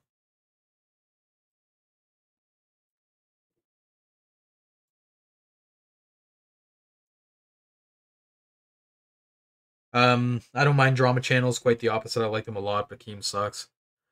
Yeah, I used to kind of tune into some of the drama stuff back years ago. You know, with all the leafy stuff. I don't even remember when that was. It was like what 2018 or something. I feel like it's really fallen off now, though. I feel like it's not nearly as interesting to me anymore. I don't know if that's just because the drama sucks now and it's not as fun to follow, or if it's just I've grown out of it. I don't know, but yeah, I don't even really care about this stuff anymore. I think it's mostly because like on like internet drama, especially YouTube drama, has been dwarfed by world events so much last like year or two, where they you see how petty they actually are compared to the world's problems. You know, same with Twitter beefs and stuff. I don't think it's falling off anymore. Actually, quite the opposite. More good drama channels are coming out, but most of the stories do suck, sadly. Yeah.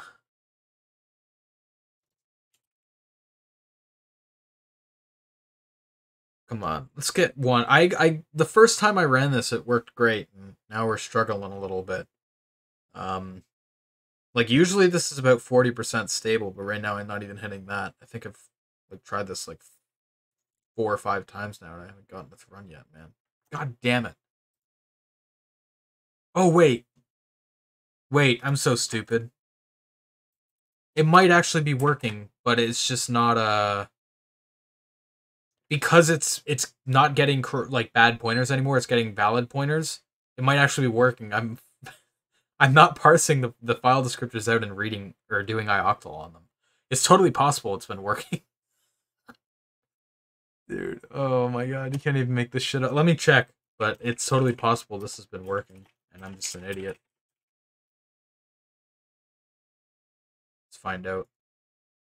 I'm kind of hoping it didn't work, so I'll feel really dumb if that's the case.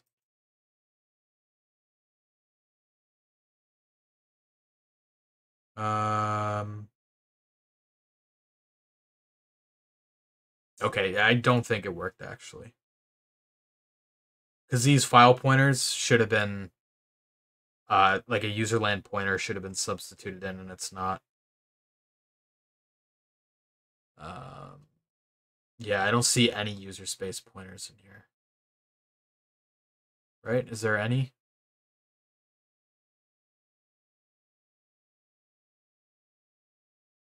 Any? No. We will change the exploit though to actually make it try to invoke the function pointer. So when we read the FDs, which is happening all the way down here, we'll make it so for equals 0, it's less than 253.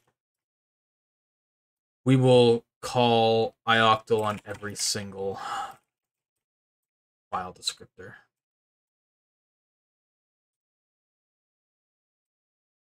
This is not. Let me get the invocation of ioctl so I call it correctly. We have the file descriptor, the command, the. Actually, we can leave the rest as 0 because it's variadic. Yeah, that's fine. We'll leave it like that. That should work for our purposes. Okay. Let's try to build that after we reboot because that time it actually did crash instead of hanging, which is interesting. It hasn't done that in a little while. Where are you streaming from? PC.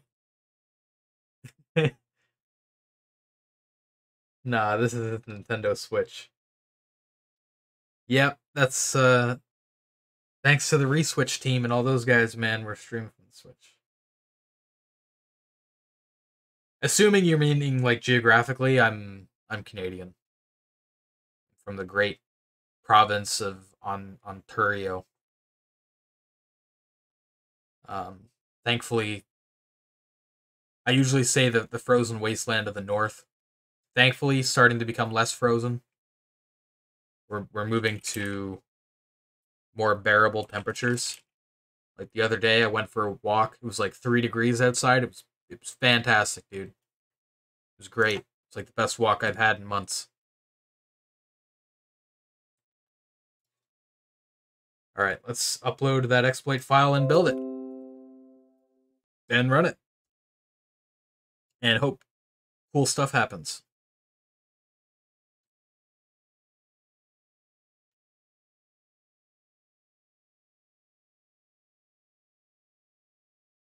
Well, didn't happen in that case.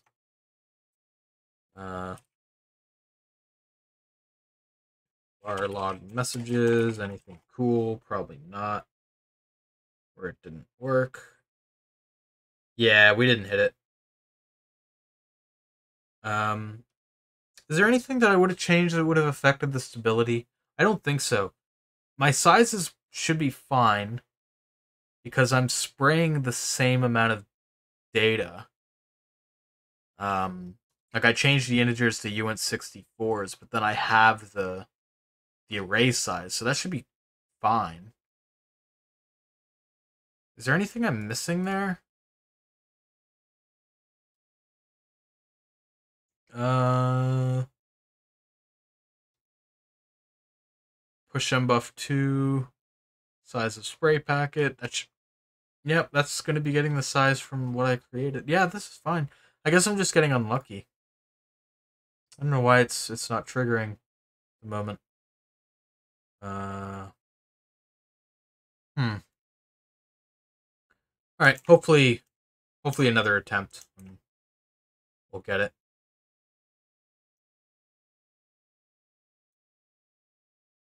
Xbox One, is it possible to do something now that it has been eliminated? Eliminated? I'm not sure. Not sure what that means. Eliminated? You have Terminator or something, people's Xboxes or something?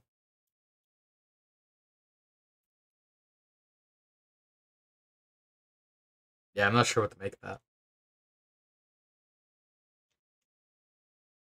Maybe he means end of life. I mean, it's not end of life though, is it? Like, they're still supporting it. Just because the Xbox One, 2, 360, X series, whatever is out, doesn't mean one has been discontinued, right? I think he said that because source code got leaked. Was the source code leaked for Xbox One? I mean, that would just be a Windows source leak then, basically, unless you're talking about different parts of the stack. Like if you're not talking about like the operating system, if you're talking about uh like the user space stuff, then okay, that's interesting. I didn't know that.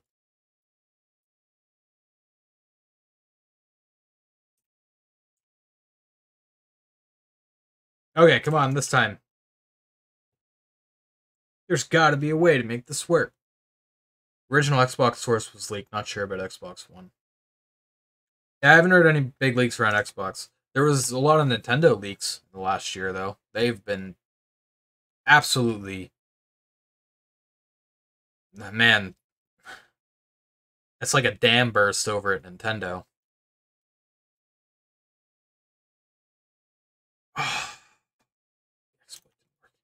I don't think. I'll double check just because it is really strange for it to go this many times without working, but god damn it, man. What's going on? Just hitting an instability freight train, it seems.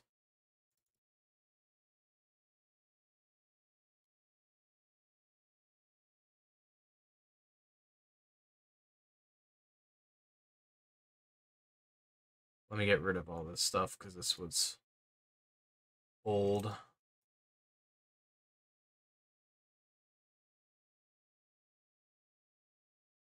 Right, claim by internalize. Cluster is allocated. Oh, but that's after the externalize happens. Okay, so we lost the race. It's benign. It's not anything crazy.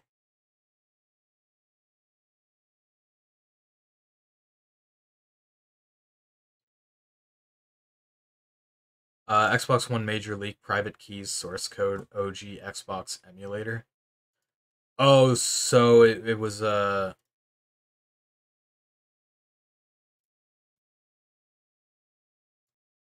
while we're rebooting here, I'll take a quick look at this because I hadn't heard about this. Xbox, yeah, it's fine. Um,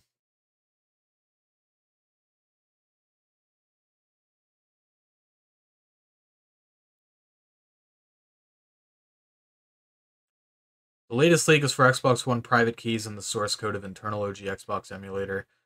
This shouldn't be confused with an official emulator for the OG Xbox, but rather the source code is for the Xbox One boot ROM to run OG Xbox games. That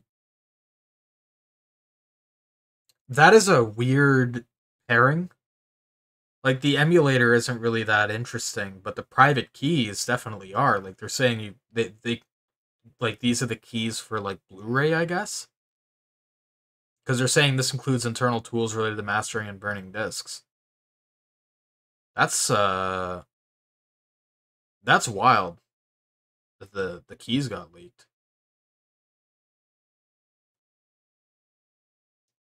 Whoever did that leak is not gonna have a fun time if that includes the keys like that. That person's not gonna have fun. How does keys like this get leaked? I mean, it's basically an internal. Either they were compromised and somebody traversed the network and got into them, which I find pretty unlikely. More likely, just somebody internally, copied the data or something. But if that's the case, I mean, it's usually not too difficult to trace back where leaks like that come from on those corporate systems. So they can also leak them by accident. The keys though, I don't know. Like including them in some firmware package. Yeah, maybe. I find that hard to believe though, because like when you create those like release packages and stuff, usually they go through a pretty rigorous like pipeline before they make it to the end user, right? So that'd be a pretty catastrophic failure on their internal teams if that's was how it happened.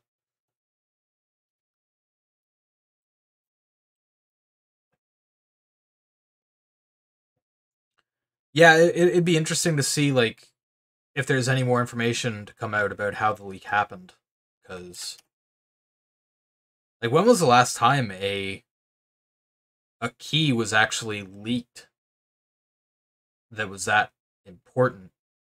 Like I know like Blu-ray keys and stuff do get leaked a lot in China and stuff.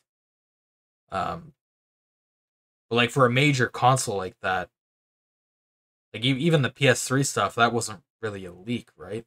That was that a glitch attack from Fail Overflow that got that key? I don't remember how they got the PS3 key, in all honesty, anymore. It's been so long. Can I see the spray define again? Yeah, so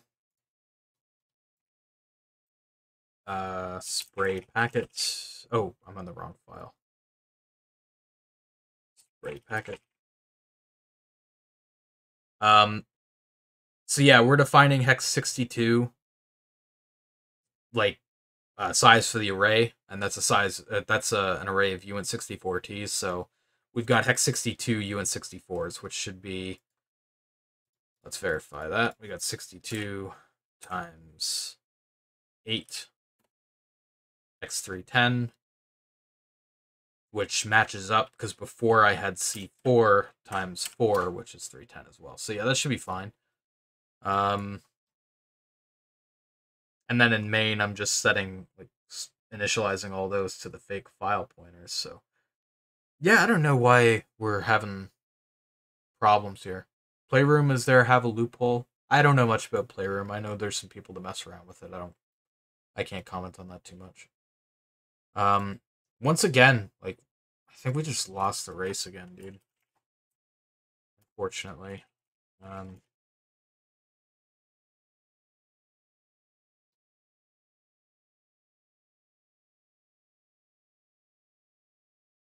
Yeah, just lost the race again. We're getting pretty unlucky. I guess my 40% figure was just a really good luck streak of like back to back hits, but I can't seem to reproduce it now. So, oh boy.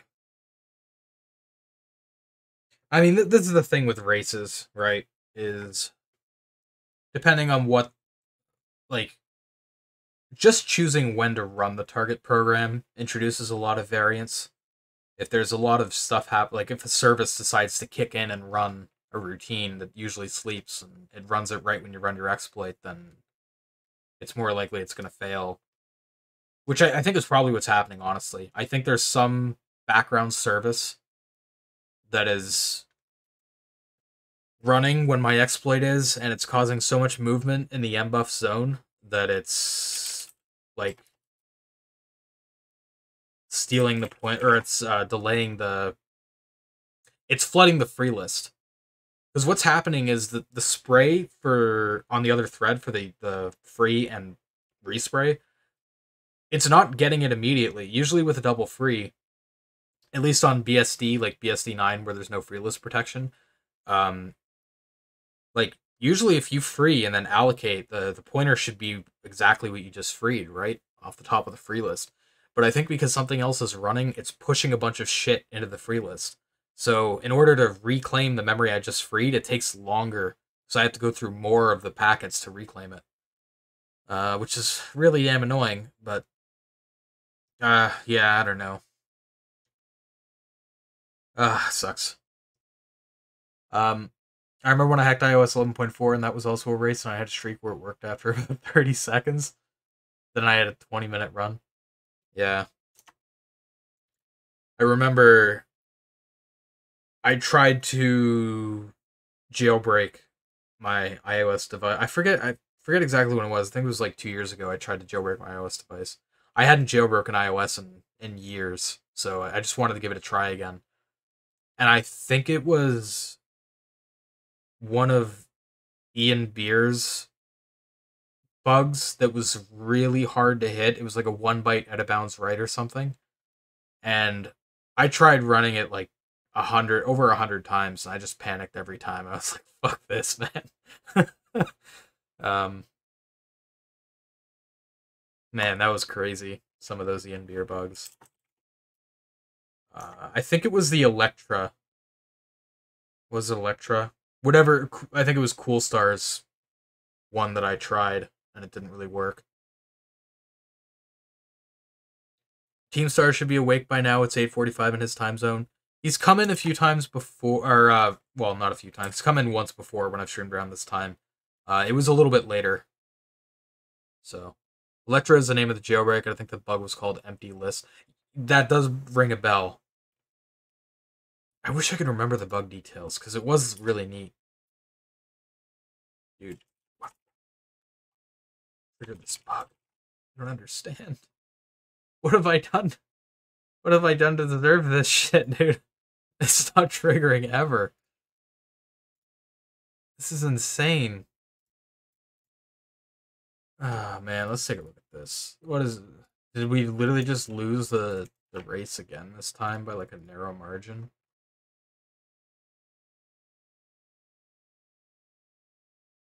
Double free is here.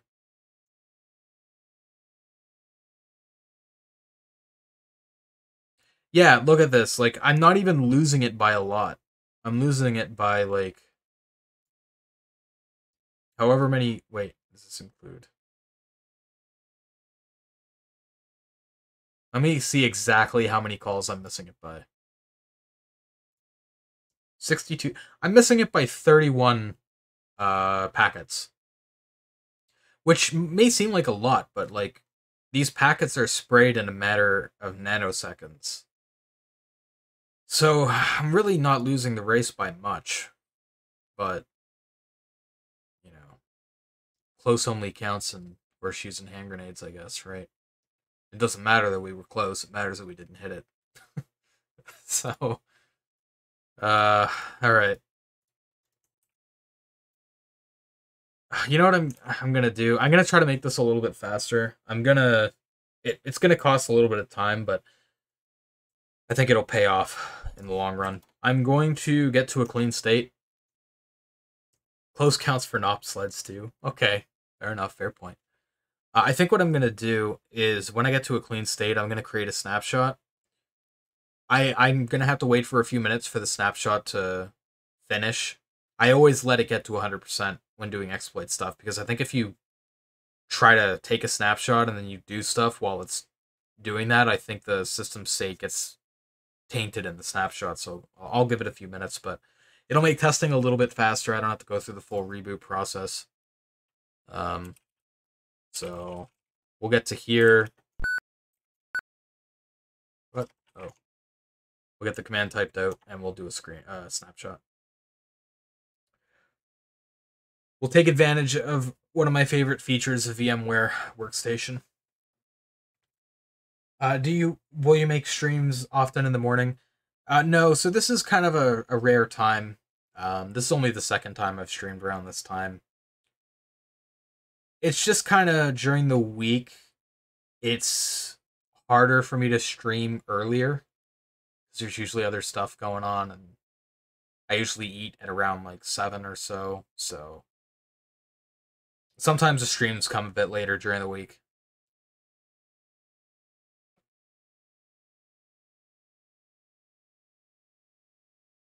Um, we're at 19% on saving state. Let me see if I can find whatever that iOS in beer. It was like message list or something.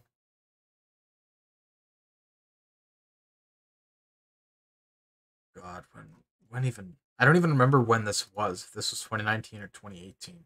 Was this it here maybe?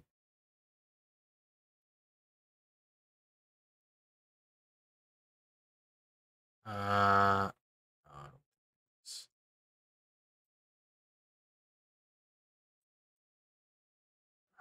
maybe it was in this.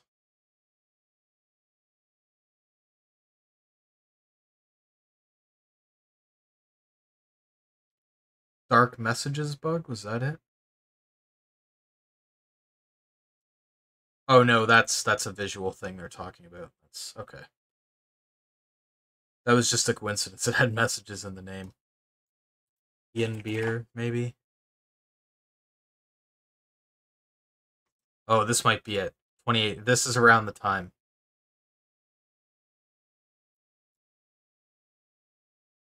Heap overflow due to bad bounds checking and MPTCP. Yeah, I think this was it.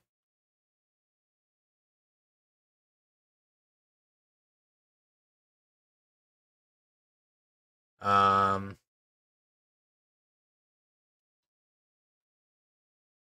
yep, this is ringing some bells reading it. This guy's a machine. Ian Beer. He's a machine. Exploiting these types of weird bugs. 64%. Okay. Let it keep running a little bit. While it is, I will double check on code. Nothing here should be nothing here should be impacting the race itself, like the race window. I do everything preemptively. I set up the fake file structure and everything in main before I even trigger the double free, so this shouldn't be affecting the race window. Nothing in here changed. The size of the data is the same, so it's not even like it's a variance in the size of the packets. Yeah, it's just being weird. Seriously though, like the only reason this is even a problem is because there's so much stuff in the free list, man. There's so much stuff in the free list. So like if there was like 2 or 3 or even up to like, let's see, how many times does cluster M get called in this little section? Let's see how much leeway I have in terms of how many I can run before the stack of file pointers is exhausted.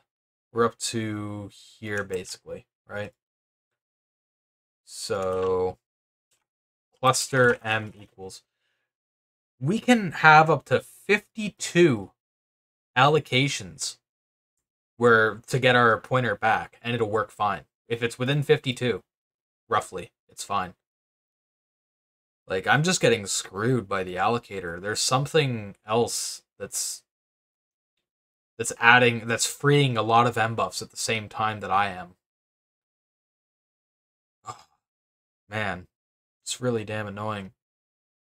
And what's the most annoying about it too is like I'm almost certain this is not going to be a problem on the PS4. This is just a problem of the VM and BSD, because like there's more processes running on the BSD VM that are doing stuff with mbuffs than will be running on the PS4, I think. But hard to tell. Honestly, though, I think this is mostly just a slowdown for debugging. I don't think it's going to be a huge issue when we get to PS4, but hard to say for sure. I think we're good to run. The percentage count for saving the state is done, so Let's go ahead and run the exploit and see what happens.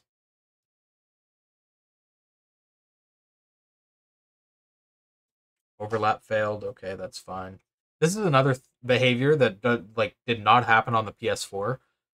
When Teamstar and I were originally testing on the PS4, trying to trigger an overlap, we could do it every time, basically.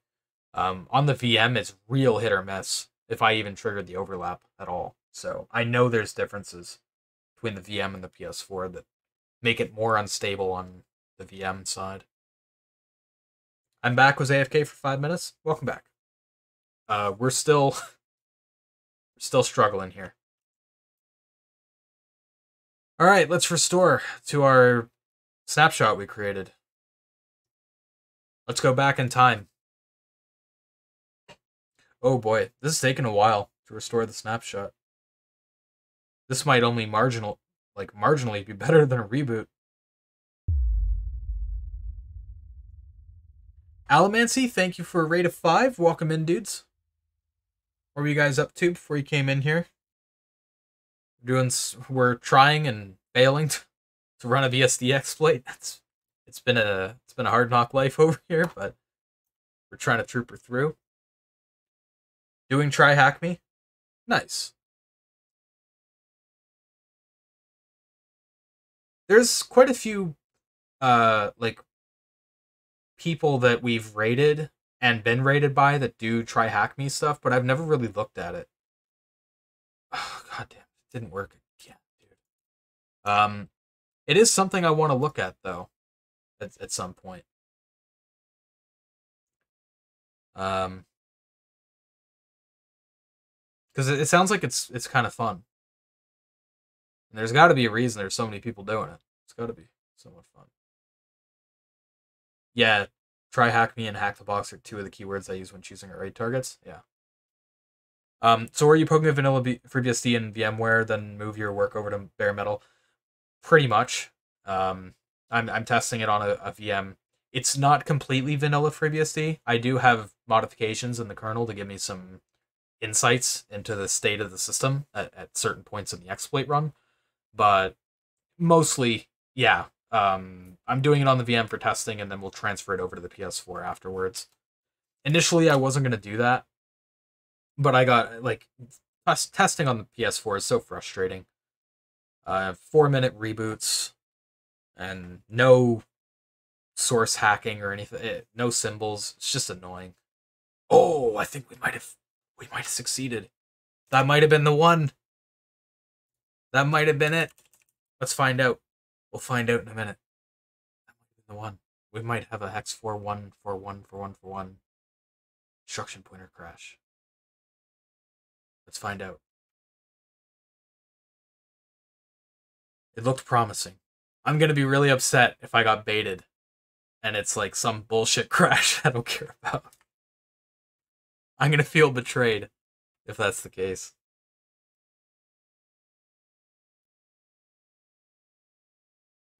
I do have to wait for it to fully reboot here because I want to get the crash log.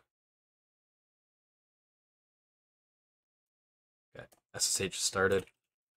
We're gonna cat from var crash cord up text.31.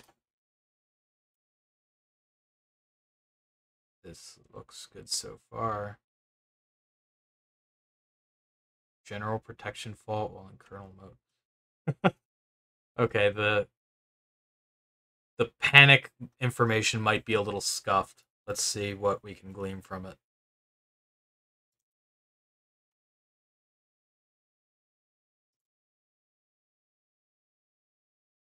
General protection fault.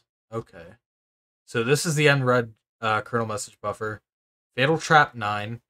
Where's the panic info, though? Oh, I didn't go down enough, I guess? Oh, I didn't, no. CPU ID 1, okay. Instruction pointer. Okay, that still could be fine, because... Dude, what the fuck? I can't believe these clusters got in between the individual lines of the panic log. This is insane. I've actually never seen that. I thought the fatal trap handler took entered a critical section, so shit like this couldn't happen. That's weird. But I guess it doesn't enter a critical section. Man, I gotta clean this up because I can't read with between all these stupid ass things.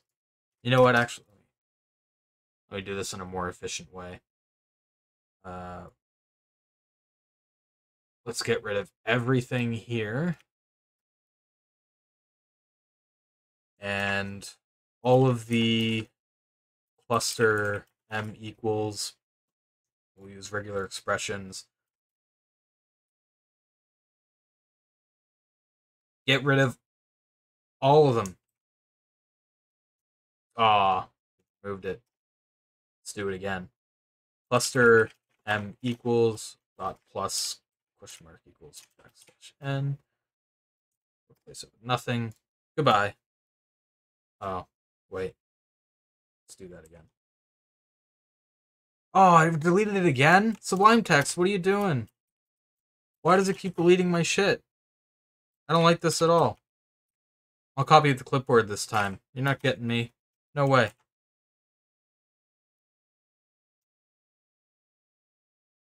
There we go. That was annoying. Oh, I gotta get rid of these too. Let's get rid of these too.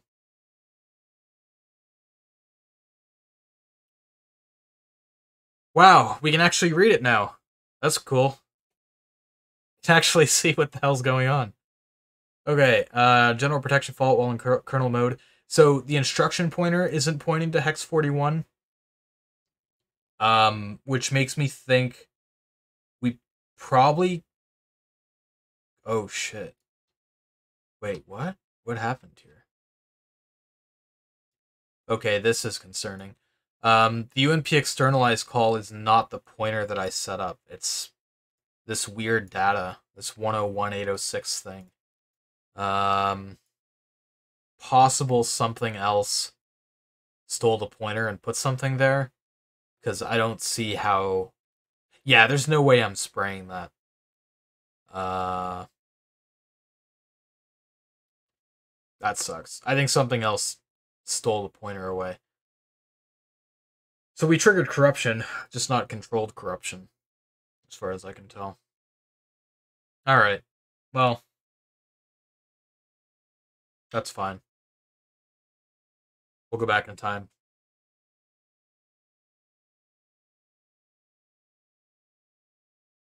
That was weird, though, that it, like, worked but didn't work. I don't know what happened there. I was really excited. I thought we got our IP hijack, but we didn't.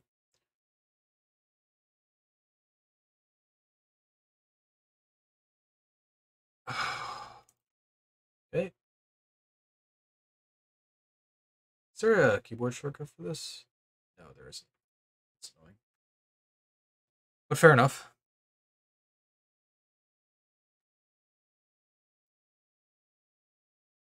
We will get this to run. It's just the cards are not...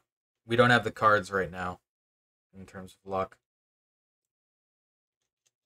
It's really messed up because, like I said, I've ran this back to back and it's worked. Right now, it's just being a royal pain in the ass.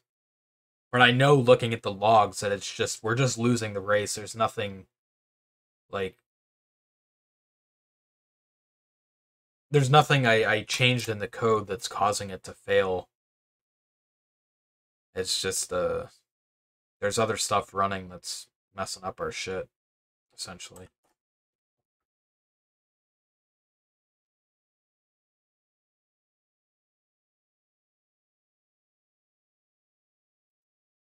Yeah.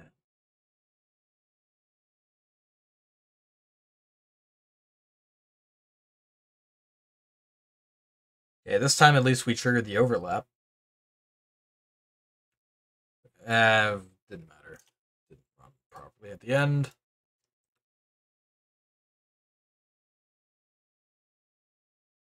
Beep beep this times or not. If we were running beeps, we'd be getting quite a few right now. But luckily, we're on a VM, so we can test within, 15, 20 seconds instead of 20 minutes. So that's cool. We're making progress faster on the VM than we were on the PS4, that's for damn sure.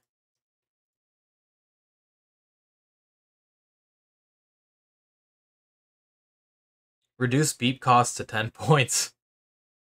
I think that would be, I don't think that would be a great idea. Maybe we could do fire sales on beeps, like time periods where they're cheap, but... Oh my dear God, I'm gonna lose my mind, dude.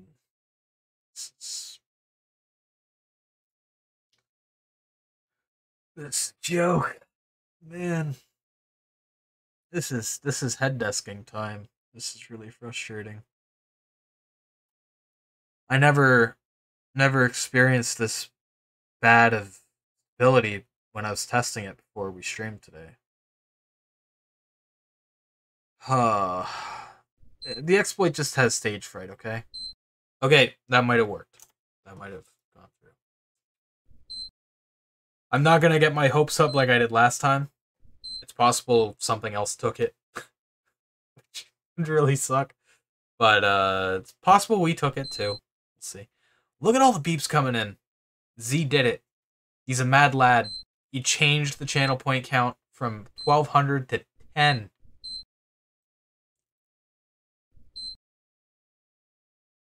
What have you done, Z? I'm so glad I can't hear the beeps right now. I'm going to be honest with you. You guys can hear them, I can't. I'm very happy about it. This is like the worst idea ever.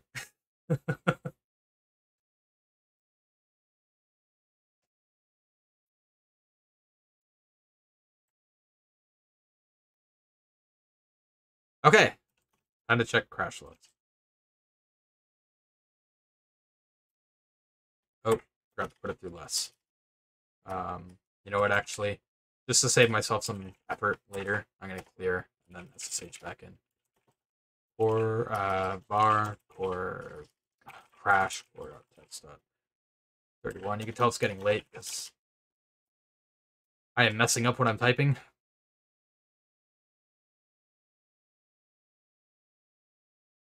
Oh no, that's not looking good where that instruction pointer is. We'll see, but...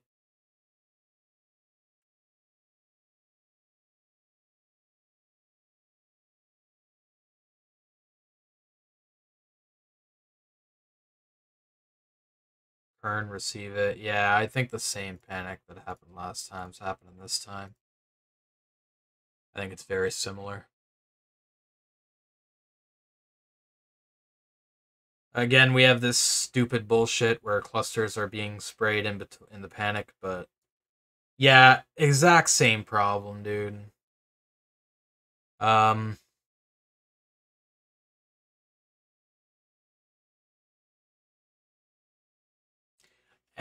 like I'm not even sure why, because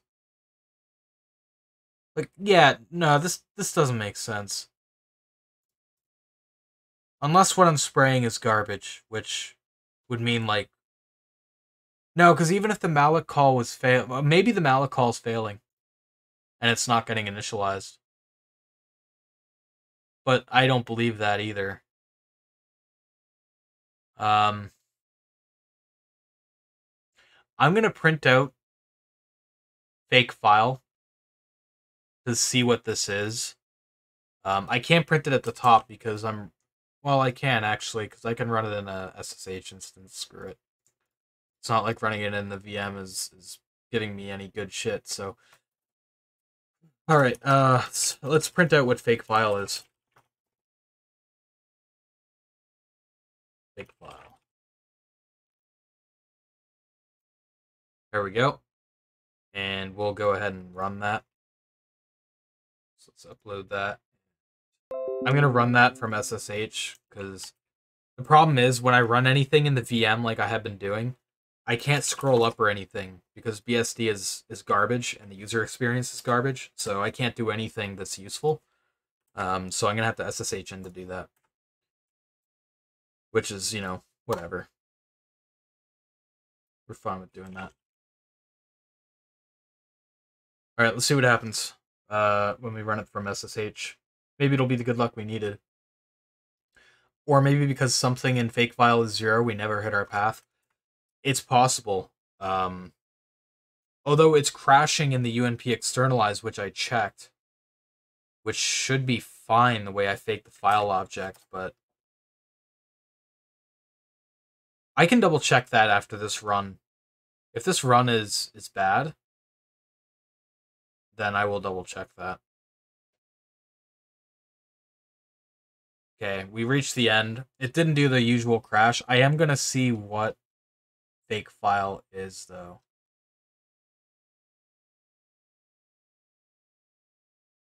Oh, son of a bitch. That looks exactly like... Wait, hold on a minute. Hold on a minute. Oh, wrong thing.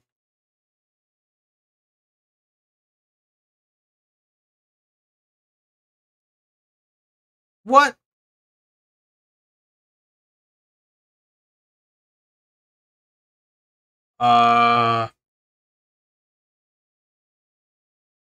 There's an endianness problem here. My spray is bad, but not for the reason I thought. This isn't just random data being put there. What is going on, dude? 8001 or sorry, 60 80011. What? But why?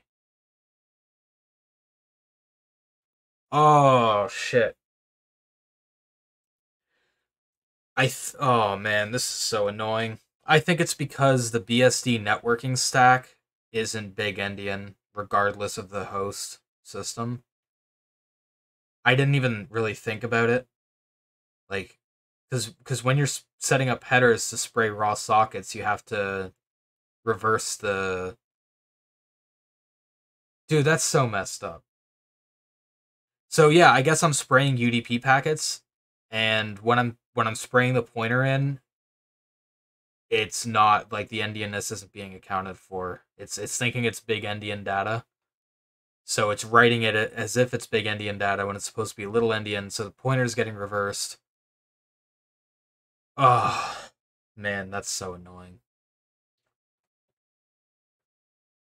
Oh, that's depressing. That's what's been causing all these issues.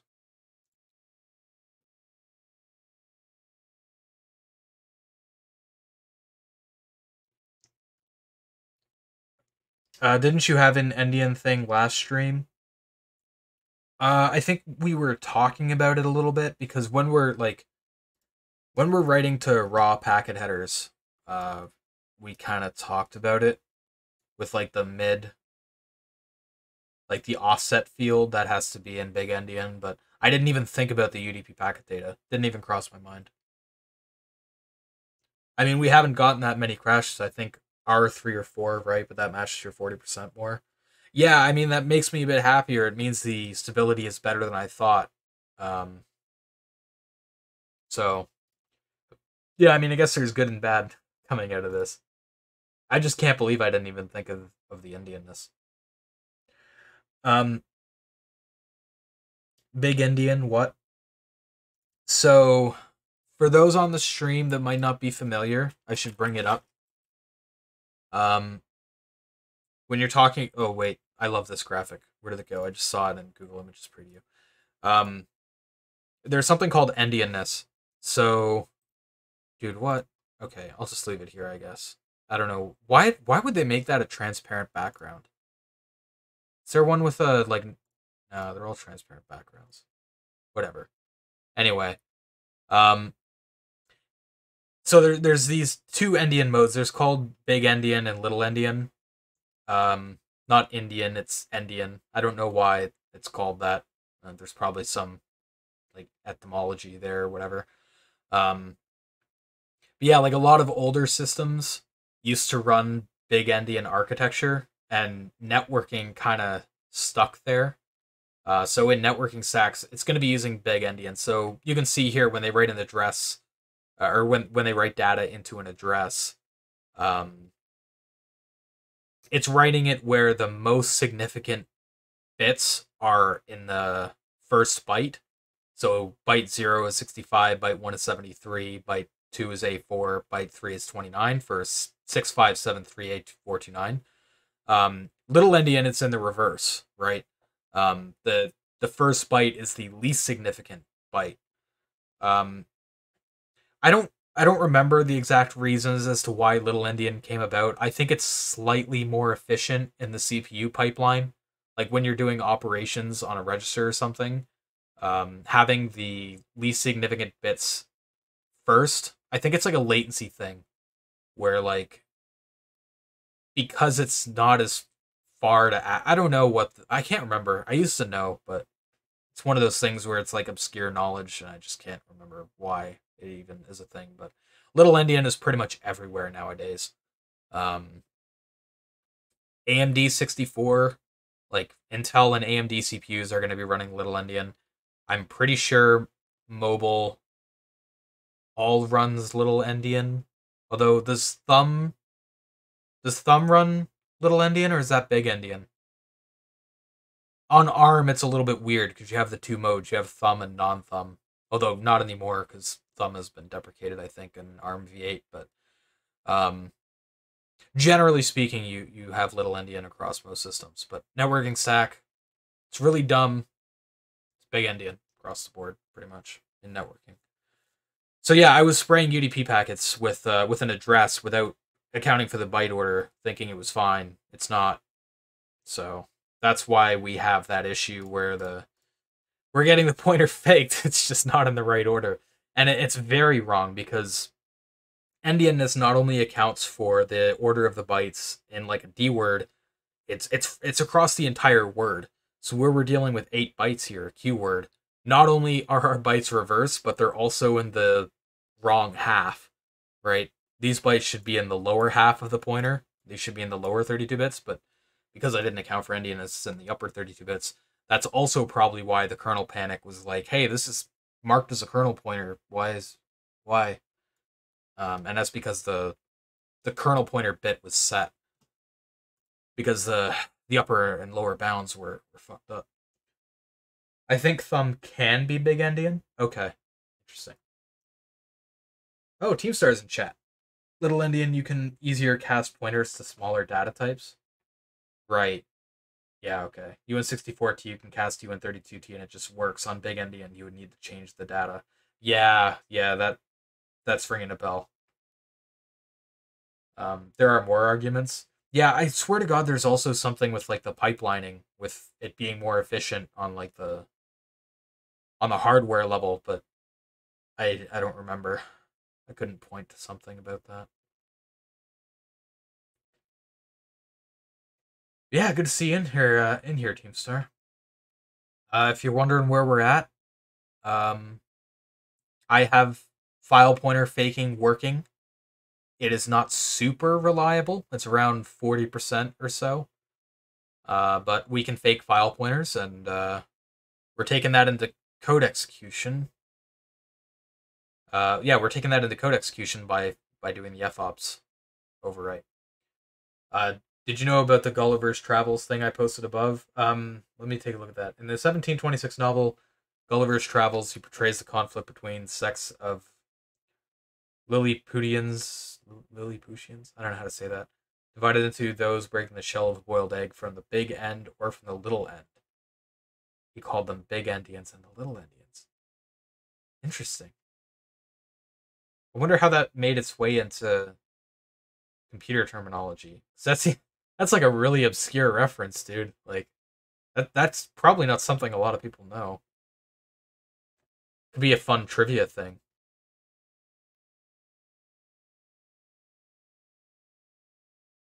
Danny Cohen introduced the terms big endian and little endian into computer science for data ordering in an internet experiment note published in 1980.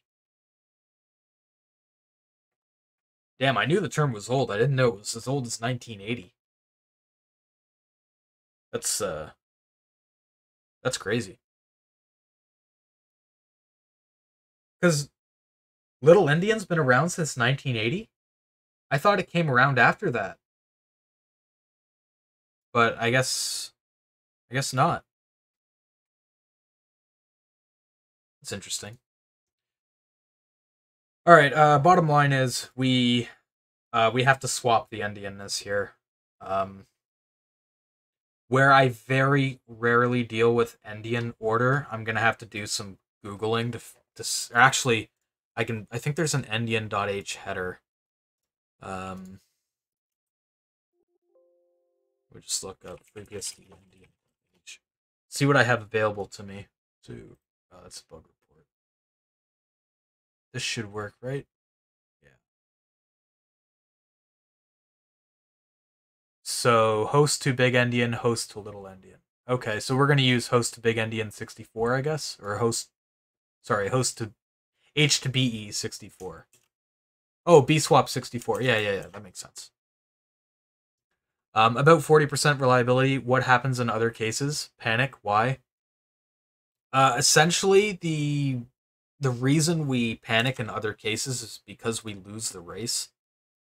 And I'll show you what happens because I'll probably lose it on the next run, and I'll show you exactly what that looks like. Um, so yeah, let me edit that into the exploit so that we can fix that. So we're gonna do a bswap 64 on fake file. I think that should work. That should be good. And the overlap keeps failing. Yeah, that's another thing. Teamstar, like remember when we used to test on PS4 and we used to get the overlap pretty much every time? It was just after the overlap, things would blow up. On the BSD VM, for whatever reason, it's harder to trigger the overlap. I think it's because there's more services running in the background that are doing more stuff with mbuffs than what happens on PS4. So I think in that regard, it's actually more unstable on the VM than it will be on PS4. So I don't know why I keep minimizing that. Where are we at? Are we in a clean state? I think we are. Yeah, we're in a clean state. This was over here. Oh no, we aren't in a clean state. Okay. Well, I guess I was wrong. Easy to lose track of shit like that. I'm like jumping between multiple things.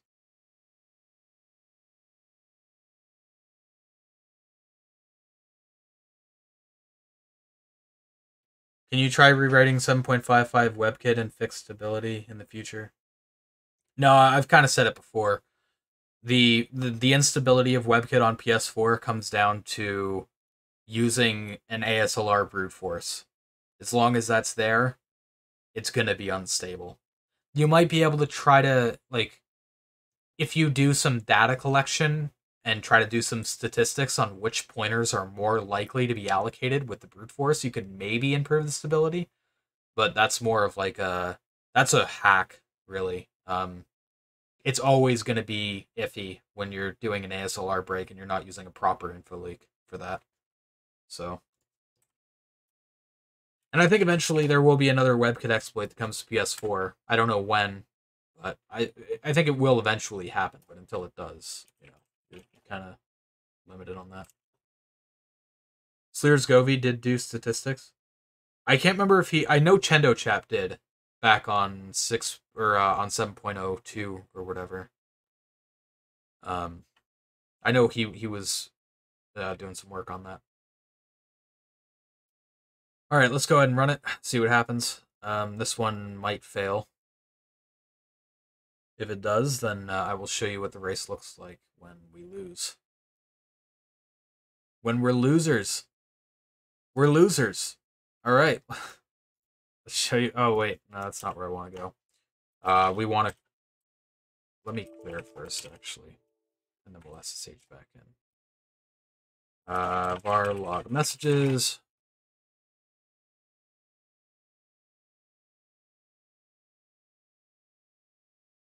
So, I have a lot of shit in messages because it's from previous runs too. So let's clean that up. before I go searching around. There we go. All that shit is irrelevant. Okay, so we get double free on an M buff here, AC8100. There's where it gets allocated twice in the tagged packets. We free it, reallocate it in UNP internalize for the file pointer stack. Free it again, and reallocate it in externalize. Actually, this is weird. It should have, considering where the cluster is here, we should have actually won. Because we got it interleaved with the file pointer stack parsing. Let me just verify. This is grabbing B7184C. This is reading it B71E10.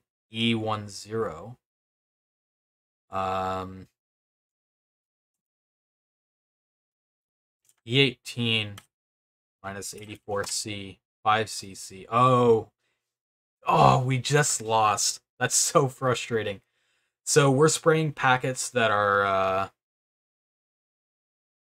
C4 times 4 bytes. We're spraying packets that are hex 310 bytes for the corruption. And we hit the race just a tad bit too late. So even though we corrupted the FP stack, we already passed the point where we would have corrupted. So that's why we didn't trigger the code execution.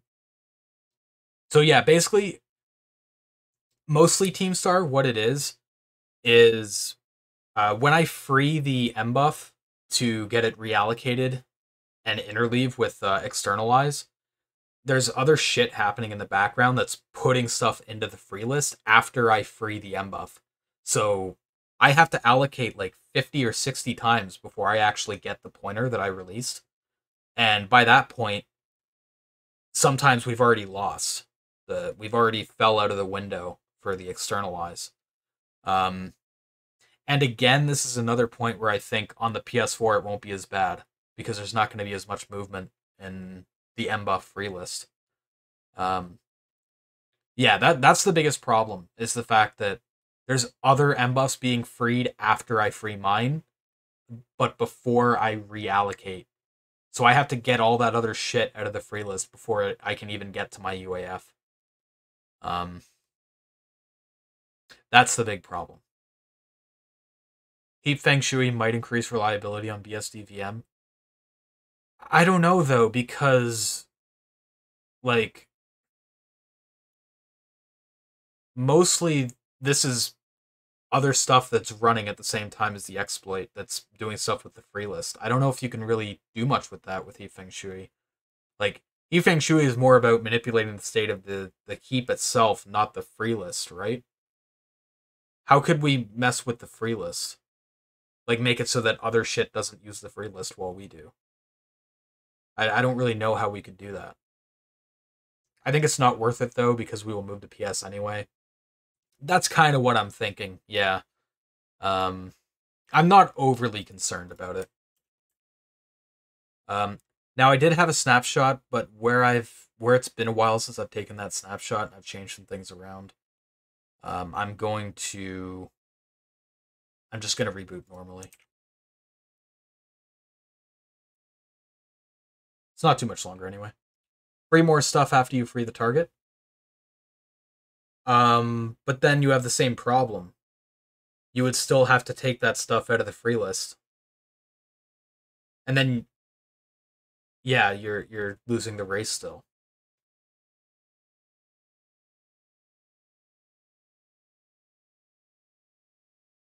Yeah, basically, we want the reallocation to happen as soon as possible once we push the M buff into the free list. And I don't really see an easy, like, well, not even just an easy, I don't really see a way we can prevent other things from putting stuff in the free list while we do. Unless you, like, killed those processes or something. Maybe.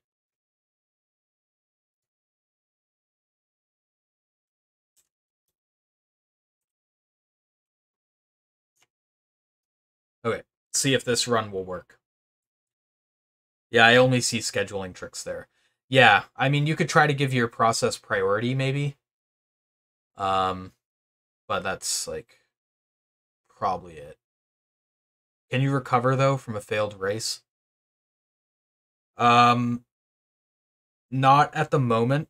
I could try to make it so that you could try again. Um, but I would have to trigger a double free on multiple packets in order to make that work. So I think it would be more unstable trying to do that because you would rely on getting an overlap more than once. Because right now I can only do a targeted UAF on one socket pair. In order to increase it to more, I'd have to set up more UAF pairs, which I need to run the double free again. No, I mean recover that one double free. Oh, you can't exit the process. No, because you end up corrupting one of the one of the sockets in your process table. So when you go to exit the process and it goes to clean up those sockets, it blows up on the SB flush internal. Just like what was happening to us on PS4. Keep reusing the same overlap over and over again. Once you pop it out of the UDP socket and the TCP socket pair, you lose the overlap entirely. Maybe you could back it up though, like overlap with something else first. Maybe? I'd have to try to work that out, how we could do that. Because that would like be cool if we could have a way to run it multiple times without running the double free multiple times, but I'd have to figure out the logistics of how to get the reuse the overlap. Uh we panicked or sorry, we didn't win the race again, so we'll restart. We should wait to see what reliability we have on PS. Yeah, I think I'm gonna see what's going on there, and then if the reliability is not great there, then I'll probably try to work on making it triggerable multiple times.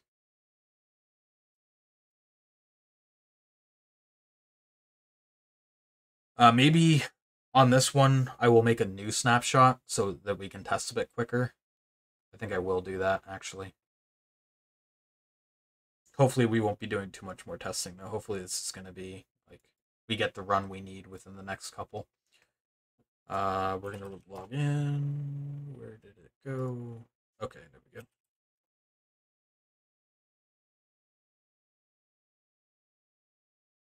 Build. Honestly, if it was me, I'd be doing development on the PS4 all along. It's painful but accurate. I found the debugging, like, I learned a lot from the debugging information I was able to get by hacking the kernel source, though. And I feel like I honestly don't know if I would have learned some of the interesting stuff that I did if I had flew blind. So I could totally understand that perspective, though, and I have done that with previous exploits. The 4.05 exploit, I was basically completely blind when I implemented on the PS4. It was really damn frustrating.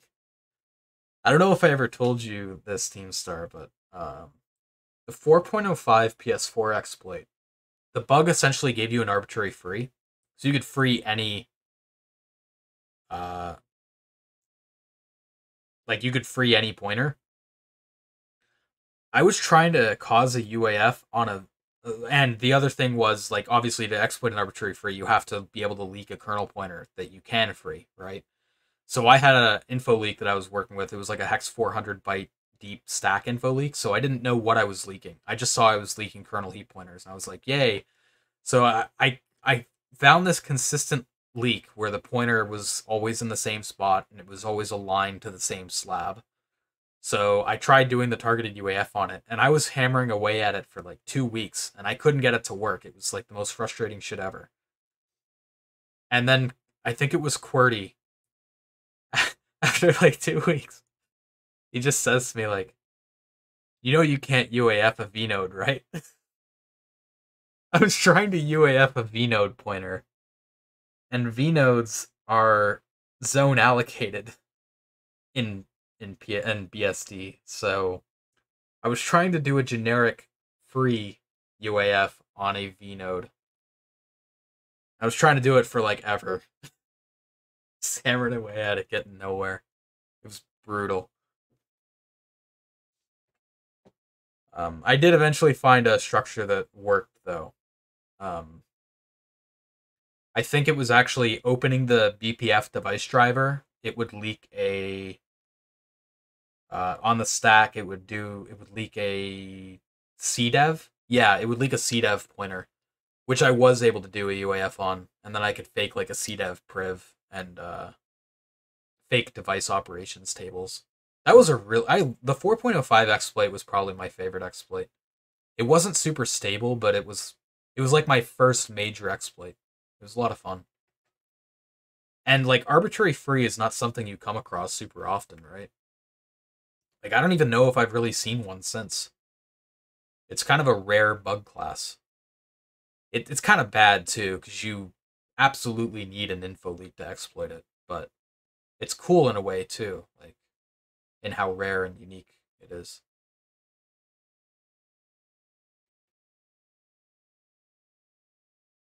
Um, we're almost done saving the state. Teamstar, let me know by the way if you want to go into like a Discord uh voice chat. I don't know how much longer I'm going to be on. I'm hoping to just like confirm I can get instruction pointer hijack, and then I'm probably gonna try to wrap it up there because it's like 4:30 my time. But if you want to go into a VC, let me know and I'll jump in.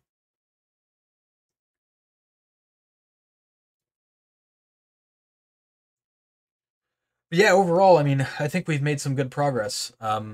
Faking file pointers is a really powerful primitive, and once I have these little silly things figured out, uh, we should be well on our way to code exec. Oh yeah, there was another thing. I did read it in chat. I meant to address it. I almost forgot. Um, Little Lalo saying, I think you wouldn't have caught the big endy in this failure, or you would have caught it a lot later. Yep, that's one that on PS4 that would have been really hard to debug.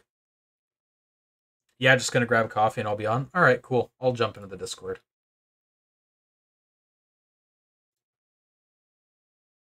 All right, I think yeah we're in there. Nice. Snapshot is also done, so we'll run that and hopefully maybe while Teamstar is getting coffee, we can make it trigger. That'd be cool. Totally not praying to the exploit bots right now to make it work. Please. What are you doing? We are testing an instruction pointer hijack in an exploit, in a kernel exploit I've been working on for a little while. Okay, we got the overlap. That's good. That's half the battle. Oh, that's interesting. It didn't trigger the behavior I expected, but usually when we lose the race, RRV is 0. Where it's not 0, something interesting might have happened. Um, Let me clear. I got a lot of stuff in the WSL backlog I want to get rid of before I copy logs. Let's see what happened here. Because something happened to make it return -1, which means there was some kind of corruption, just not the corruption we might have wanted.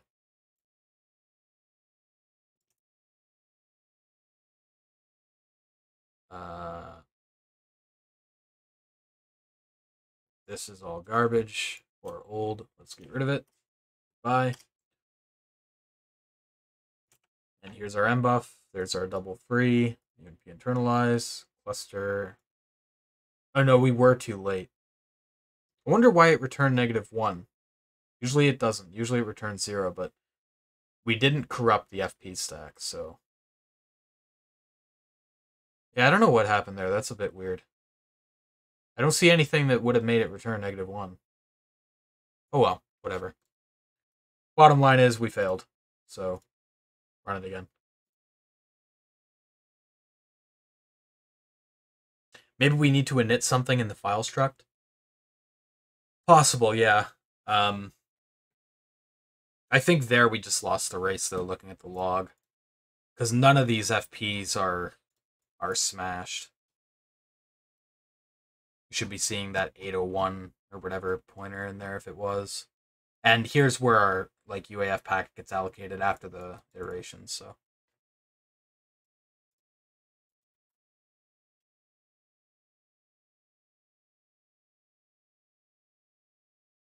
now that you print that address, you can also search for it. Yeah. Although I'm running the exploit right now inside of the VM, so I can actually copy the address out of the VM. It really sucks because it would be nicer to work within the VM if I had the VMware tools installed. Uh, but I can't actually install them. They're in the ports repository that I pulled for FreeBSD 9, but a lot of the stuff in the ports relies on external dependencies that no longer exist. The URLs are down, so there's a bunch of shit. Like I was able to build Nano, and that was it in the ports. I couldn't build anything else, so I'm like really limited on FreeBSD 9. Is it a known bug in a previous version? It is a reported bug. Um, the Flow, Andy Nguyen found it. He found it in FreeBSD. He reported it to Apple because it affected XNU, and he reported it to Sony at the same time. Um, that's the XNU report in chat. Uh, for the most part, that report is pretty true to what happens on like PS4 and BSD2. The code is a little bit different because XNU is very slightly modified in the macros that are relevant, but not enough to like make the exploit not work on XNU or anything, or vice versa, not work on BSD. But what is FreeBSD? Why are you using it? FreeBSD is a really annoying operating system that I really don't like using, but it is the base operating system for the PS4. Um, the reason FreeBSD is such an attractive OS for like the PS4 and stuff is the BSD license. BSD license makes it so they can modify the kernel to whatever they want, and they don't have to disclose source code or changes or anything. Um, so yeah, the PS4 uses and PS5 uses FreeBSD as the basis for their operating system. They kind of take it and hack it and modify it to their needs. Like the PlayStation has a custom elf loader. There's a few other things that are different about it.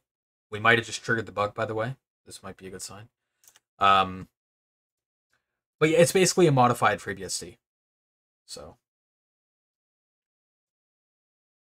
I'm actually a bit surprised that FreeBSD isn't more common because of its license in the console space. Um, though I mean the console space is kind of small, right? You've got Microsoft with the Xbox, but that's of course going to be running Windows. You've got the Switch, but that's running a custom stack all the way up.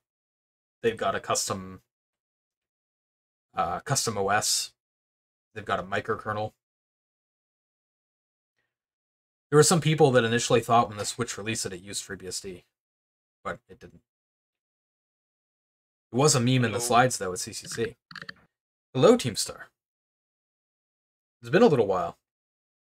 Yeah. What's going on? Actually, the streaming time is not too bad. If I hadn't played like Minecraft until 2 a.m. yesterday, I would be online much earlier. Well, I mean, it's good that it works out for you. Because actually, it's weird. I do kind of like streaming at like 2 a.m. my time though. It's like it's so late, Yeah. but I'm like it's almost like my peak awakeness is like 12 or 1 a.m. So I don't know. It's weird. Weird person. We did get a crash. It might be a good thing. I'm gonna check now. Looking through the crash log. I've seen you also play Minecraft lately. Um, Do you? no, I've been playing Factorio a little bit this week. Oh, it was other people. Yeah, I think we got it, dude. I saw my pointer in the fake file player, and we did crash. I've got to get the full log because the kernel panic is like really spaced out right now. So I gotta like reconstruct it, but I um, will let's see. promote my Minecraft mod pack in chat. Go for it, dude. This is a mod pack I put together. I did not write any of the mods. I just like collected them. Bad.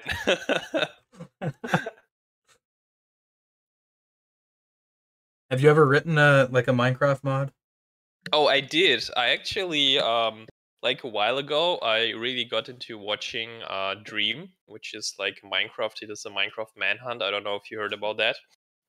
And he also did like quite a few modded Minecraft where he basically writes a mod and then tries to beat the game.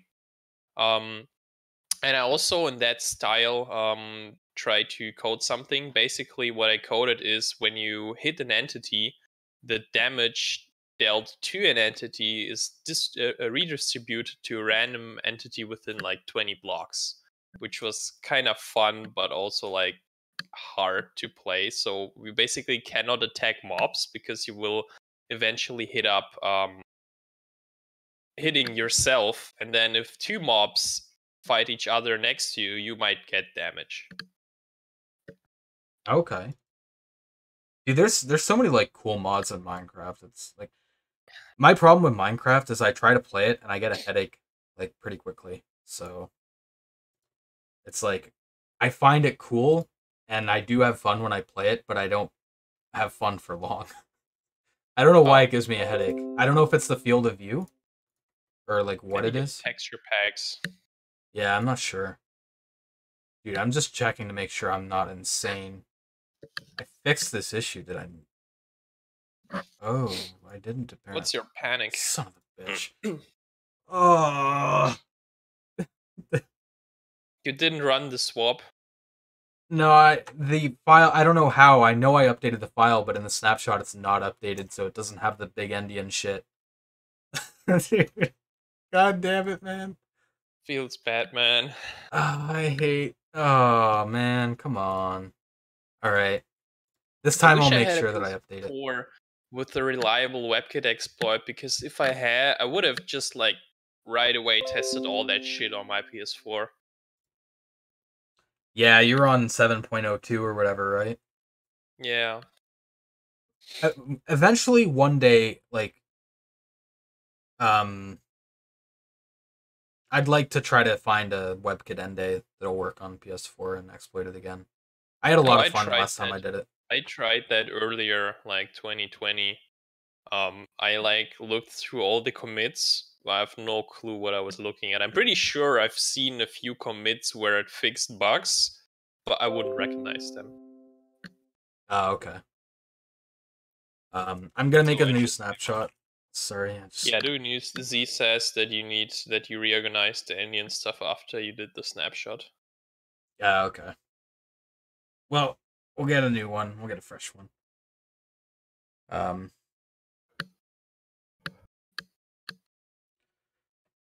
yeah. Can you actually do on the PS4 something like kexec, but back to the Orbis kernel? Which is if you panic, override that to re-exec back to a patched Orbis kernel. I think it's been tried, and it's not possible because there's certain like when Orbis OS runs, it's more than just the operating system. There's a certain state that's set in SAMU or the security processor. So when you Mm-hmm. switch into Linux, you can't switch back because you can't restore the internal state of the security processor. Um, But Linux doesn't touch it, do they? I think it does get tainted when you like switch over to Linux. I don't know Oh, exactly how, but I'm pretty sure I've seen like a conversation around that, and it was basically there's certain things in the system state and like the secure processor that fucks it up. Because no, my idea was not to boot to Linux, but if you do like kernel exploit development and you hit a panic or a reboot, that it wouldn't actually boot to stock, but boot to patched. Oh yeah, I think that's been tried too, and I think it's the same problem. Like the state is too closely tied to the security processor, which you can't fake or can't like restore. I So see. yeah, Samu's the biggest pain in the ass with doing anything cool like that. Maybe one day some like lab in China will decap it and publish it or something. Can only hope. I'd love to do some attacks on that, although I don't have the hardware, unfortunately. Your university doesn't? Well, I'm not in university anymore, though. Oh shit. Okay. I think I And I think I mixed you if, up with somebody else in IRC that is in university still because we were talking about something similar. I think. if I was in university, like, I'm not sure I could convince the folks there, hey, I want to like do my PS4 hardware hacks. Can I use your equipment?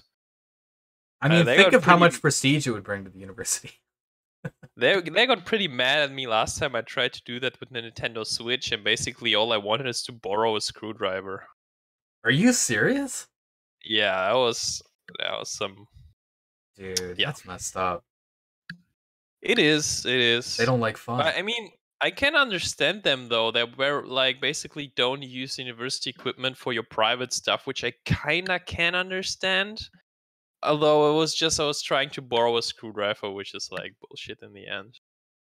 Was it like one of the like security Torx, like screwdrivers or whatever for the security bits? Or no, Yeah, Nintendo I mean, uses the Y bits, right, or whatever they yeah, call it. something like that. I knew they had them, and I didn't have them. I wanted a screwdriver. I mean, I did use their soldering station once, but I mean, Wasting power. It's crazy how like uptight some of the university labs can be, but I guess in a way they have to be. but I mean, it wasn't like a lab for students because there were labs for students. This was like one in the one of the chairs, which wasn't like really public. I was only having access to that because I wrote my bachelor thesis back then. So I can see where that comes from. Fair enough. What a waste of donor money. Hey, I mean the universities get too much money anyway, so you might as well siphon some of it off, you know. Put it to good use.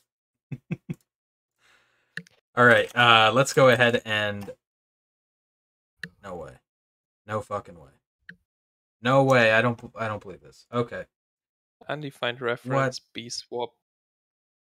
I know you can use H2N and L. I think that's only 32 bits though.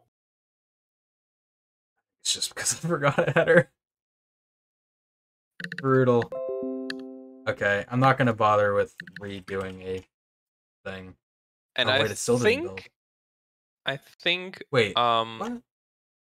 undefined reference. It says And I if think BSD or oh at least macOS has H2NLL, which does like 64-bit swap. oh shit. BSwap 64 should work though, I think, right? No, it does do bswap 64 internally. Oh, I see. Okay. I'm usually just using H2NL because that's standardized and bswap is BSD related.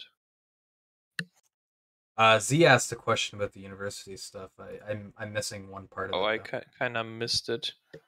Don't know what your uni is like.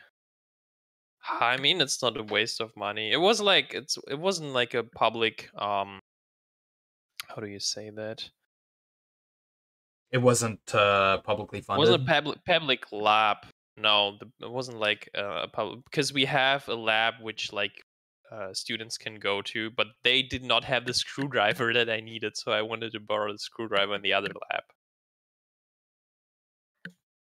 Dude, I bought the a little screwdriver set that had like the Torx security bits in it and the Y bit and Lilo stuff, and it says was that awesome. the snapshot is behind again. It Sorry is. for interrupting you. Yeah, no worries. Yeah, it is because Yeah, because we already can see that you forget that, restore the snapshot, and then it's back to not proper exploit. Yeah, you know what? Even if it's not a complete snapshot, I should create a new one just so I don't fuck myself. You're very correct. Before you do that, fix up the exploit actually, or is it? I is it did. fixed? Yeah. Okay. I just rebooted because the race failed. But yeah, we'll build it again and run it. Yeah. What's your? I've seen your 0-day fans. That's basically blog of like a Twitter feed, which is research related. No, it's a feed that Z set up for our podcast for getting topics. Like it's a feed aggregator for sites that don't have their own feeds set up. And he has some like filtering on it to make sure it filters out some of the corporate garbage. But yeah, he basically turned that into the 0-day fans site. So that's the story behind that. It was actually funny to see how much traction it got. Like from some other people on Twitter that I saw, like a bunch of people that I follow and shit. I think Z has shirts on it now too. Like if you really want to embrace the meme, you can get 0-day fan shirts.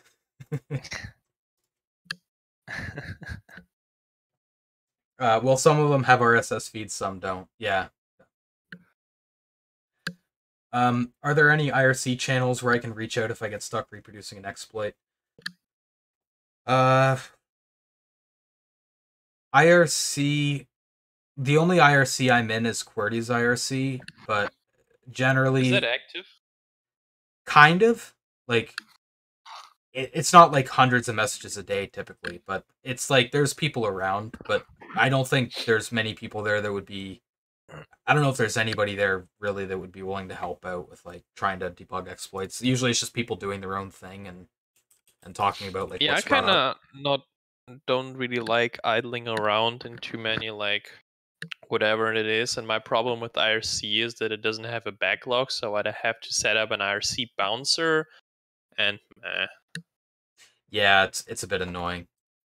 Where I'd recommend going for things like that is like our Discord, or like maybe the reverse engineering Discord is another one, which Teamstar and I are in for the voice chat right now. Like the reverse engineering Discord is also, it's got like a help channel, and generally there's people around that are more willing to help on like the exploit dev side of things and the RE side of things. So yeah, Day Zero and the reverse engineering server are the two that I would really recommend for that. There's also the low level exploitation server, although that's mostly Windows people. Um, you know what? Honestly, it's mostly people doing Cheeto shit, like cheats. So if you're not doing Windows, you might not find too much help there. But those are like the three avenues I could recommend through Discord, at least.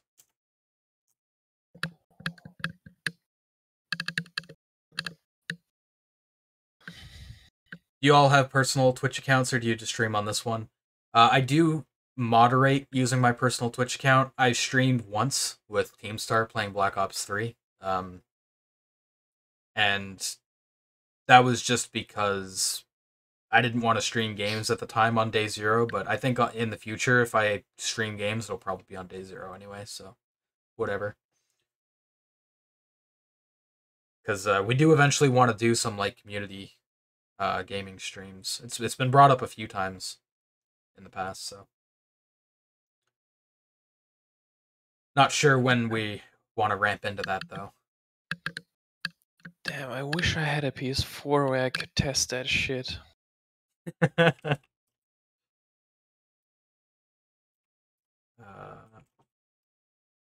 Yeah, I mean, I could technically take this and build it with the OpenOrbis toolchain and run it on my 5.05.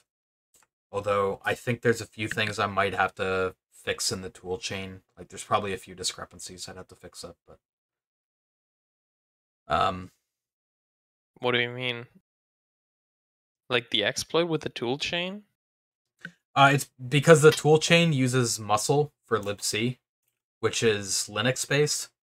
So there's a few discrepancies in the headers that are like Linux constants, but they need to be changed to the FreeBSD constants. because But I thought the issue was that you can't run that until we have like the code sign patches. on 5.05, I have like a jailbreak already, right? So I could use a homebrew wrap to run, or you like run a payload that runs this exploit. But then you have to like run 2 exploits every time once Pretty you much, jailbreak. yeah. You'd have to run an That exploit first and then run this exploit. So you're kind of doesn't make much stacking. sense, I think. Well, it just, yeah. I mean, mostly for the debugging and so that you can easily run it. But yeah, I could see why like that would make sense. Yeah, I mean just adds up time. Hello guys, I found a crazy new method for 7.55. What's that? That TikTok and the RE memes channel is too good. Oh yeah, I don't really check out the memes channel too much anymore.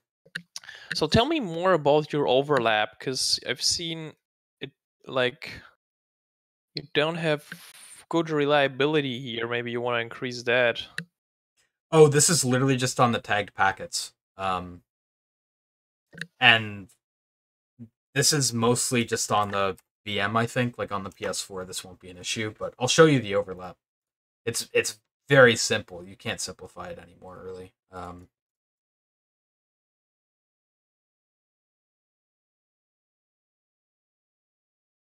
Yeah, I mean the overlap is literally just peeking on or pushing the tagged UDP packets and then peeking them.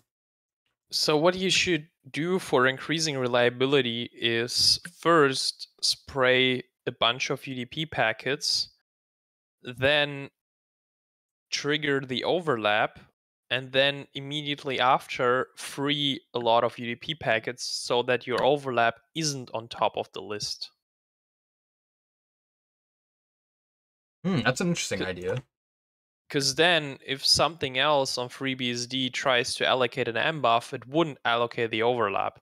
And then if you want to like claim your overlapped allocation, you would like spray a lot of mbuffs again to first fill all the remaining mbuffs in the queue, and then eventually trigger the overlapped one.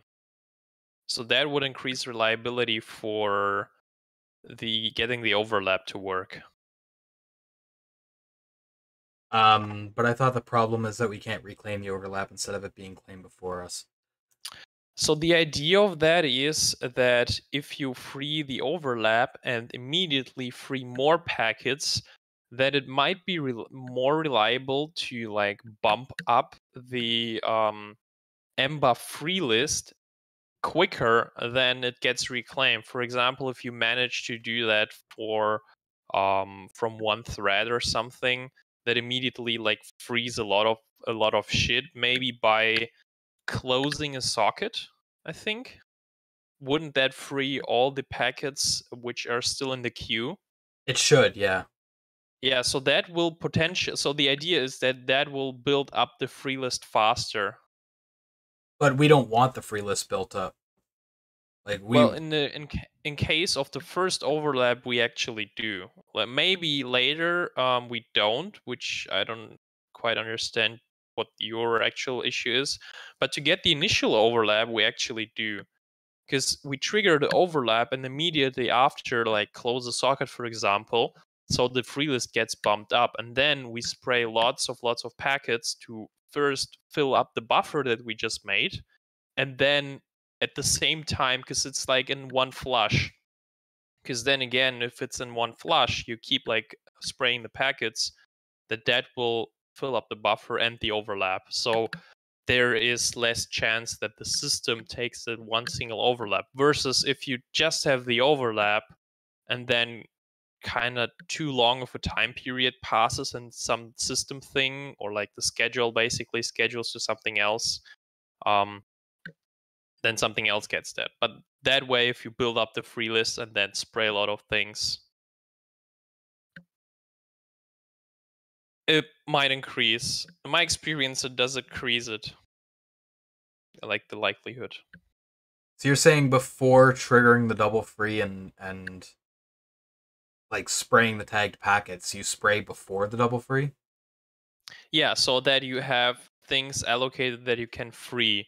So ideally, what you could do is open a socket just for that, and then spray a bunch of packets to that one socket. Mm-hmm. Um, like let's say, I don't know, OX100. Then trigger the double free and immediately close the socket.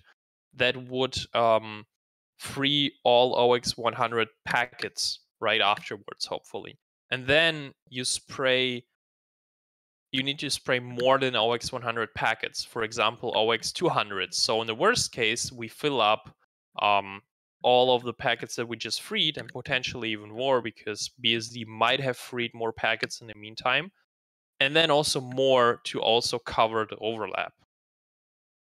I kind of see what you're saying. You're giving yourself like a buffer or like a sled Yeah. for the system to take shit without taking it from you. Oh, that makes sense.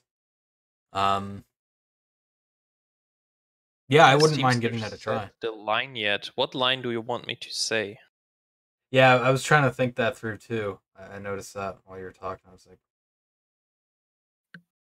yeah, I don't know what line they'd be referring to. So yeah, basically that would give you two buffers, one if the system frees and one if the system allocates. And the kind of benefit is that you, in both cases, you go in one flush, so that's hopefully better than like switching like what you do. Yeah, I'd be down to like play around with it and try it. Maybe like off stream. Um, I'm at 93% on this snapshot, so I'll be able to run the tests and restore quicker. Um, So this is the fix for the getting the overlap, or like that hopefully increases getting the overlap, which also won't hurt on the PS4. So what's the other thing on the spraying file pointers where you said that you don't want to have the free list too large? What's the stay there? I'll show you the piece of code. Essentially, it's when we get to this race portion, right? So I start up the thread. Let me do it. Hmm. Actually, I have a split view. Let me copy the function over. Right, so I start the thread. Thread 2 on the right runs. So it just runs this like busy loop, waiting for that variable to be set to kickstart the thread. And then it pops the mbuff that got taken by the UNP internalize, and then it immediately tries to reclaim it with the spray packet for the fake file pointers. And basically, when we lose the race, it's because in between here, uh, like it takes like 60 loop iterations before it takes the pointer that was released here, because shit gets added to the free list by other processes. This I don't really know how you can do anything for. It's like Little Lalo said. I think the only thing you can really do there is maybe try some scheduling tricks. Try to give yourself priority or Okay, something. so you have the pop again. So the line 24, that frees one of the overlap things, right? Yeah. It And frees then the mbuff that's overlapped with the stack of file pointers. what's like 26 to 30 doing? It's spraying. It's trying to reclaim that freed mbuff and put the UDP spray packet. Get that allocated with the fake file structures, like the fake file pointers that we want to corrupt the real file pointers with.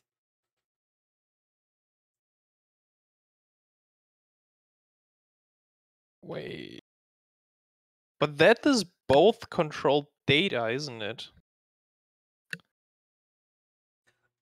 So do you remember the SCM rights thing I talked about last time, where you could pass in a stack of file descriptors and the kernel would internally convert them into file pointers? So essentially, Yeah. what I'm trying to do is I'm racing on the read end of that, so that when it goes to like store the file pointers in your process's FD table, when it's looping through those, um, I free and substitute my own data in there so that my own file pointers get stored in the process's file table. What is the okay? So at that point, you have one pointer to the buffer which thinks it is an mbuff, and the other one is the file descriptor already? Yeah. File thingy? There's one with the already converted file pointers, and this is the UDP packet that shares the same M buffer. What does the other thread do meanwhile? It just does the read on the TCP socket pair to convert the file pointers back into FDs and store them in your FD table. Is that a blocking thing? No. Yeah, it is. Sorry. I think it is. So it only retires when that is finished? Yeah. Makes sense.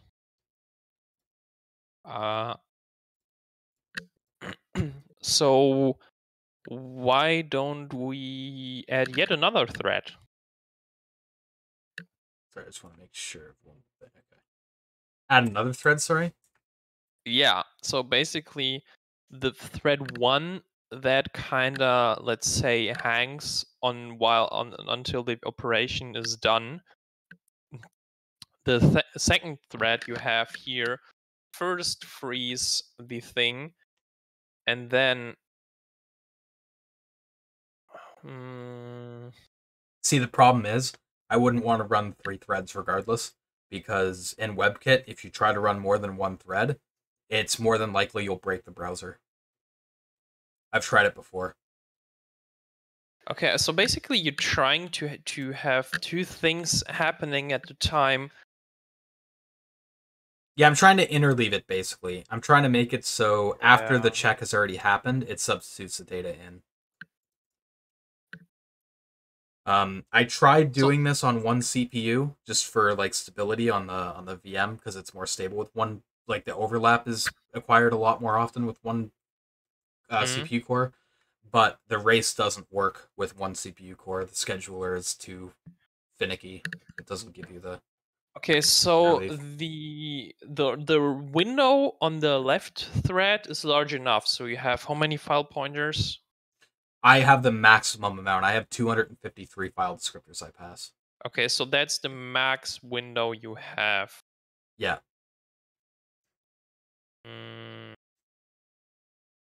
You could potentially maybe extend. No, actually, no, you can't. I was gonna say maybe you could extend it by laying the like data for the pointers across pages, but no, because that data is read in. Like you write into it, and that's not part of the race. Like when it's reading the file descriptors, there's nothing you can do to like try to mess with page access times or something. So I don't see any other way you could extend the window. Okay, so you pop that and you spray that. And what happens when it fails? What happens when you lose the race? Yeah. Technically speaking, nothing happens. It reaches the end, but you can't allow the process to exit. As soon as the process exits, you blow up. Okay.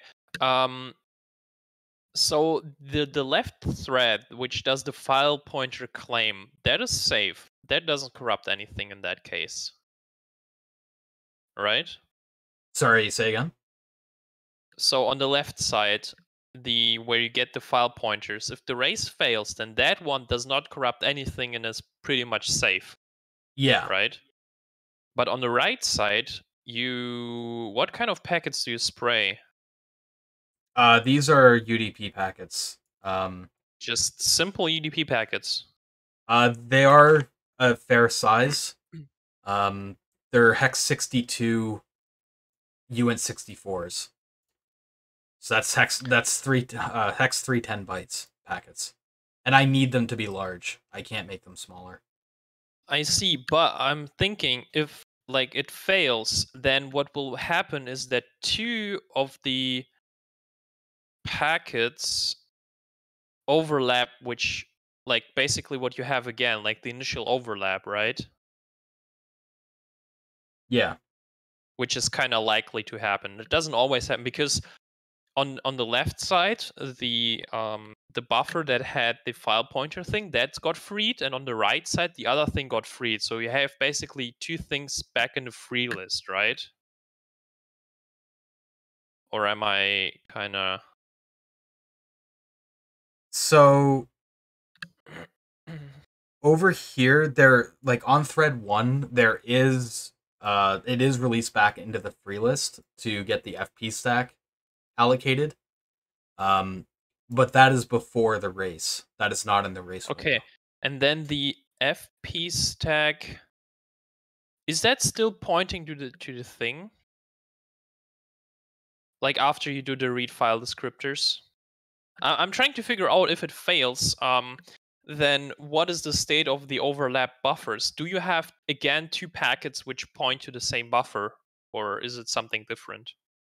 I do technically. It's just that the overlap happens after all the data's already been processed in the FP stack. So even though you corrupt it, it's already been used. I know, but if you have again the initial overlap of 2 UDP packets pointing to the same buffer, can't you go like back and retry from that? Like right now you're going initial overlap with two UDP things and then the file pointer thingy. But if that fails, you go just back and try again, but you don't need to trigger another double free because you already have it in the state. You know what I'm saying? The problem is, even if you get the overlap late, then when the read is finished, it's gonna release that pointer again. Which read? The read FD, like when you're reading the FDs out on the other side, it's gonna release that packet because it's not in the queue anymore. It's gonna pop it out of the queue. So that gets freed again, but since on the other thread you're spraying, that may eventually be reallocated by the simple UDP mbuff, right? Yeah. So you have 2 UDP buffs on the same allocation.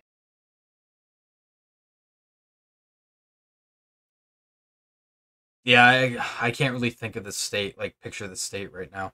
I did get a crash. I'm trying to read into it. Sorry, I'm multitasking. Oh, okay, so maybe I'll explain my idea later. Yeah, no worries. I kind of get what you're saying, but at the same time, like I don't think it'll work like that. But yeah, I mean, I'm not totally sure at the moment. Let me just remove these lines so I can get the panic information. It seems we might still have a problem with the file pointer fake for some weird reason. Thanks for stopping by, little Alo, by the way. Always appreciate when you're in here. Cluster m equals dot plus what dot plus backslash n. Get rid of all that shit. All right. General protection fault. Now I have a totally different, or the endianness is fixed, but I have this hex 8 in the upper 32 bits. I don't know how the fuck that got there. Because is it maybe overlapping with something? Dude, what? This doesn't make sense. This is Endian is wrong, Lilo says. Is the 8 supposed to be there, or is that maybe like the header of the packet? For example, if the... Okay, do you know which file pointer gets into the thing first? What do you mean first? So basically you have the file descriptor and you know the pointer to it, right? I have a file descriptor and I have the pointer from the like read debugging information that I had set up. Basically what I'm doing is I'm replacing that with mine. But here's mine. Mine is supposed to be 80101 8060. Here it's whatever the fuck this is. Like the bswap 64 didn't work. So the bytes aren't too bad. I mean, it's like Scrabble. Somebody played Scrabble with the bytes. I think it's 2 independent UN32 T-swaps while you were doing 164 one. But the 64-bit swap should work, right? Like we're on a 64. No, it depends on what they're doing. I mean, if it's originally a uint32, then they will do to like what Lilo said. So the file descriptors are written in as uint32s, but they're read out as uint64s, like pointers. So since they're read out as pointers, they should be treating the endianness as uint64s. So why does bswap64 not work? No, the 64-bit swap swaps the whole pointer, but 232 ones will cut in the middle and swap. So you're saying I should be using 232-bit swaps? Yeah, I mean, I don't know why it doesn't make sense, but like looking at what you have versus what you want, you should try that. Either you try that right away, or you write in OX for 1, for 2, for 3, for 4, 6, 7, 8, and then look at it, and then you know for sure. Dude, I hate endianness so much. I mean, it hate makes it, dude. sense. It makes sense what Lilo is saying. So either you try the double 32 swap, or you write a known value and see how that gets scrambled. Yeah, I'm saying you should log the pointer and then try to swap it to match your kernel log instead of running the bug. Oh, I see what you mean. Yeah. And then we can go back to exploit. Okay. Blika, welcome in, by the way.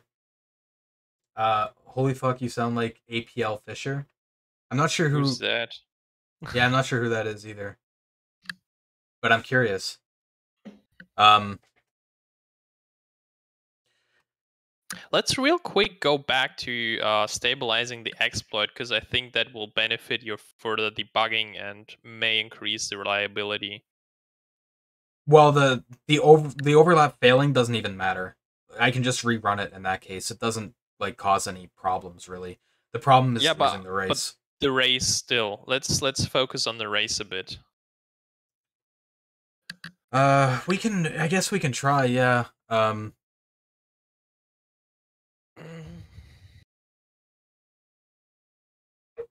It's So just something I'm not sure if we need to do. Where it might work fine on the PS4. Yeah. I mean, sure, you can just skip it and hope for the best, but it will increase it hopefully will increase the reliability, and it will make debugging much easier, because I mean, now you need to run it like 10 times to get like the thing to debug, but if reliability is better, debugging will get easier. You know what I'm saying? Yeah. The only way to make the race more stable though would be to make it so we can run it multiple times, right? Yeah, that's what I want to do. All right. I'm down to at least look at it and see, like, Yeah, if it's let's look viable. at it. Okay. So, okay, so on the left, okay, thread 1 and thread 2. Can you open the split view again? Okay, perfect. So let's go from, I don't know, thread 1, like line 650 or something. At that point, what does the double allocation look like? So thread 1 has the overlap with the right FD, like that the mbuff that's used for storing the file pointers. Mm-hmm. That's it's owned in thread 1. Mm-hmm. In thread 2, it's still owned on overlap 2 in the UDP sockets. Okay. So Because it's in not popped thread out yet. Okay, Still so in thread 1, when you do the read FD, does that thing get freed? Not right away. It'll get freed at the end, like outside of when it's relevant for our exploit, basically. Okay, but when that thing retires, it did get freed. Yes, when readfd like when this returns back to userland, the mbuff will get freed. Yeah. Okay, so if we raise it, we first free the mbuff in thread 2 and try to reallocate. Yeah. But how much do you spray there? What's spray socket num? I believe it's hex 100. Let me verify that. Yeah, it's hex 100. So 256, right? Okay, so to be able to rerun the exploit, you need to make sure that that spray keeps spraying until the thread 1 finished the whole thing and freed it. Like, let's go for the failure case. In the case it didn't, like, or I think maybe either case, I guess. So basically you want to increase the thread 2 spray thing so that it always claims the freed buffer from um, thread 1. Yep, makes sense to me. That Okay, you're trying to recapture it as soon as it's released. exactly. And if you manage to do that, then you need to find the overlap packets, which may be tricky because it's not tagged anymore. So Right? the problem is, Oh, like, even if we reclaim it here, right? We reclaim yeah, it from when it gets released from the read FD. We yeah, still lost the reference here. So, that's fine. well, we don't have an overlap anymore. We just have the one pointer. Or Uh, actually, wait, no, sorry. I guess if no, you you, have yeah, you would both. reclaim both of them, I You would reclaim guess. both, because the idea of the race is to free it and to reclaim it once. And the second reclaim is from when the read FD finishes from the first thread. Because, I mean, reclaiming it once, like in the second thread, that should be good, right? That should kind of always work. It's just the timing when that happens is not always the correct one. Yeah, I see what you're saying. You would lose the tag, though it might be fine. Maybe. I'm just trying So to think.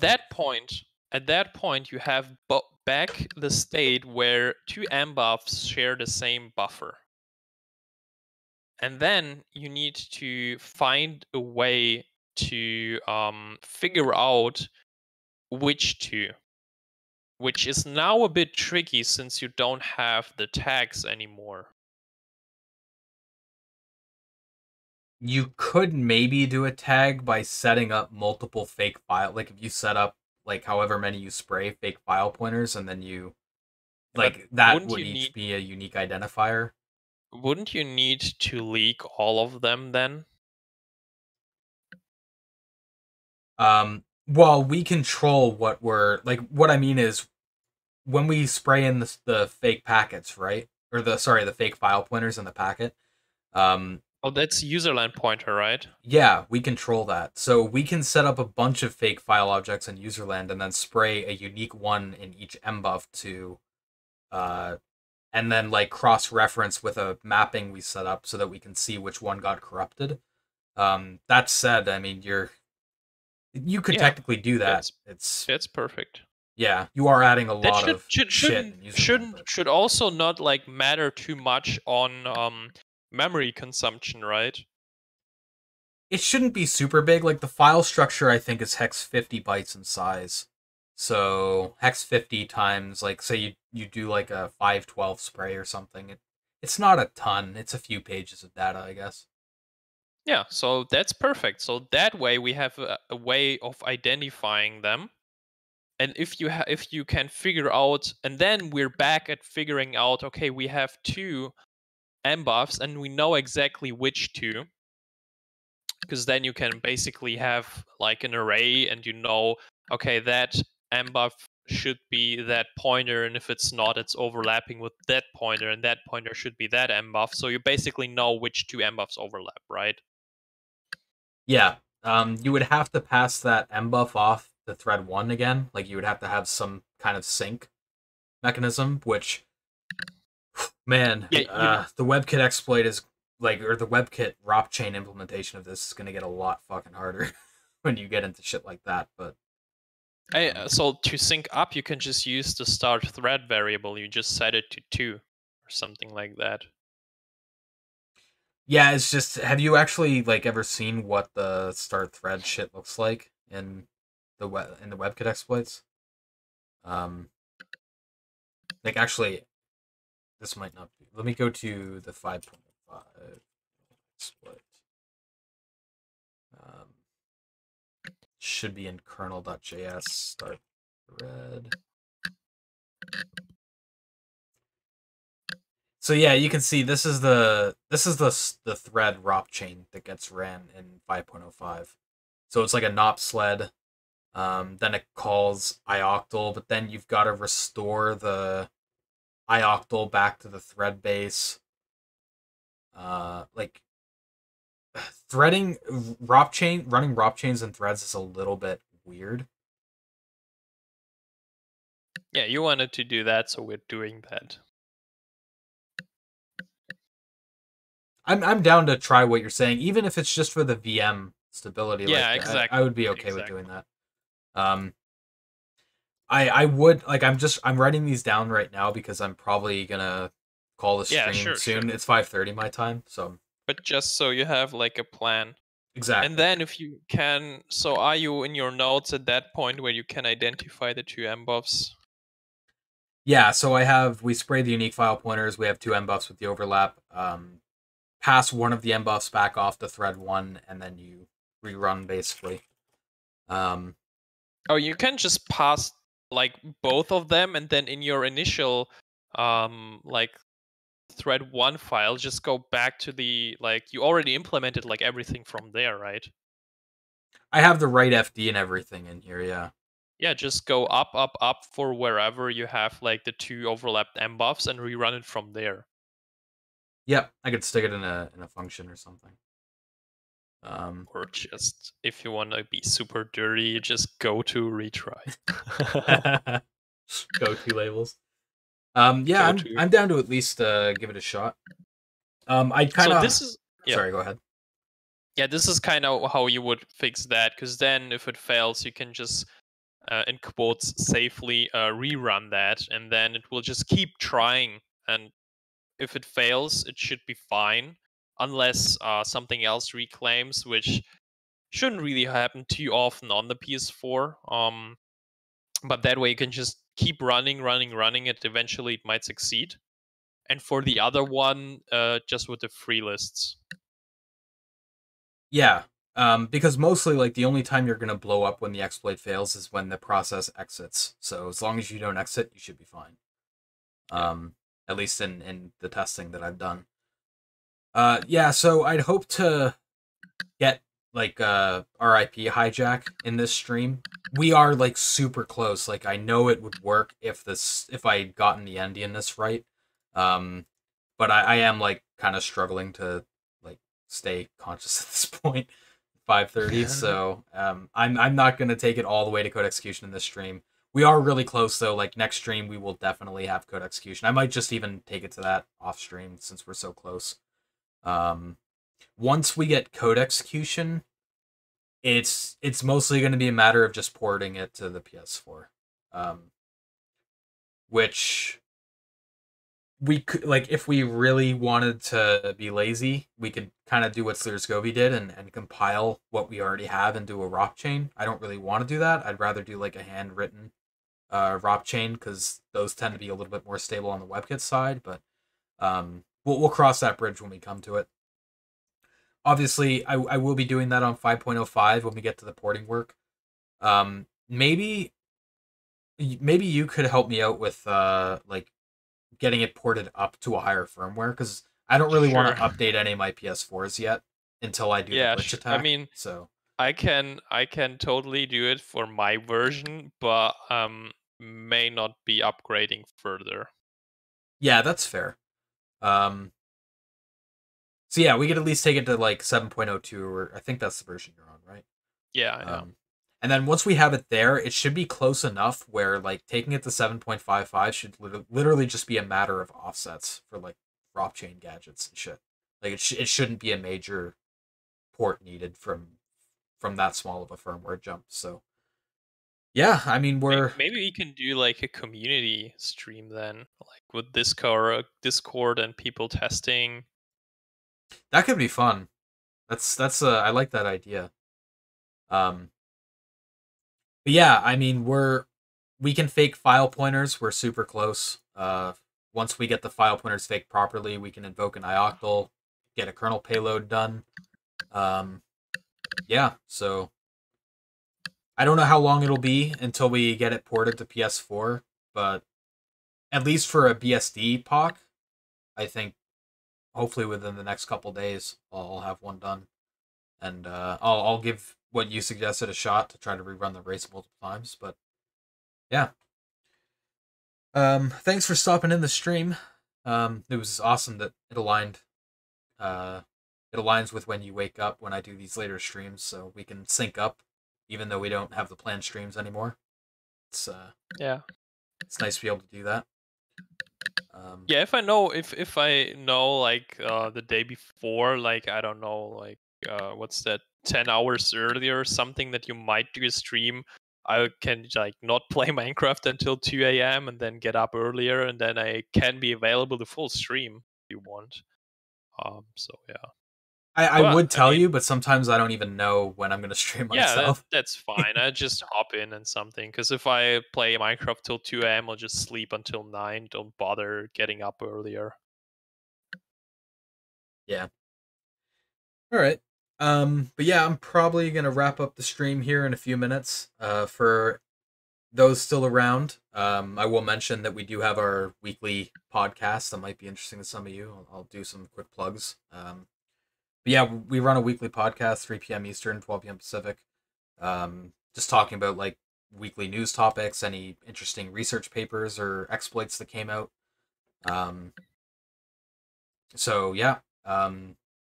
Z also has the 0 Day Fans meme/feed site, which we use to pull topics for those episodes. I think I was kind of thinking about it today. I think I'll do like a montage of these streams, because there's been some people asking me like, after these streams are done, will there be a VOD for them on YouTube? Because Twitch, they go away after like 30 days. I do have recordings for all of our past streams. Where our past streams add up to a lot of hours, I think I'll probably just do a stream cut, kind of like what I did with my Android binder investigation. I'll take some of the relevant parts and some of the parts where I think there's interesting insights and kind of cut them together. Because I would like a VOD, like some sort of VOD out there for those who missed the streams, because I think that will be useful. I just don't want to upload like 40 hours of shit onto our YouTube. So I guess it's probably not as interesting to watch like 45 hours of recording and there's more to come. yeah, probably not. Um, so yeah, something like 45 hours or yeah. So we've got a lot of hours of streams under our belt. Um, we do have a raid target. Okay, cool. So yeah, we'll raid you off to somebody. Z has somebody in mind. What are they doing, Z? Are they doing like hack the box, or what's what is the topic of the stream? It's not security stuff? Oh, okay. All right. Well, it's just a game streamer I watch. Okay, fair enough. Well, for those of you who want a bit of a break from security stuff and want to check out some Red Dead Redemption, we'll raid you over to them. If not, we'll see you on the next stream whenever that is. Might try to do one on the weekend. If I do, like I'll DM you on Discord, Teamstar, if I know like enough in advance so I can give you some notice there. Yeah. So Sounds good. And Alright, if not, cool. we'll just do it like we do right now. Yeah. Oh, we got Jurgi in chat. I didn't know Jurgi was in here. I do have a stack of old PS4, so I can toss a non-pro model on a specific firmware if you need a model. That'd be awesome, dude. Thank you. I'd appreciate that. I'll let you know if I do. But yeah, we'll see you guys later. Yeah, we'll take you over to Raw Toast 254, and we'll see you on the next stream.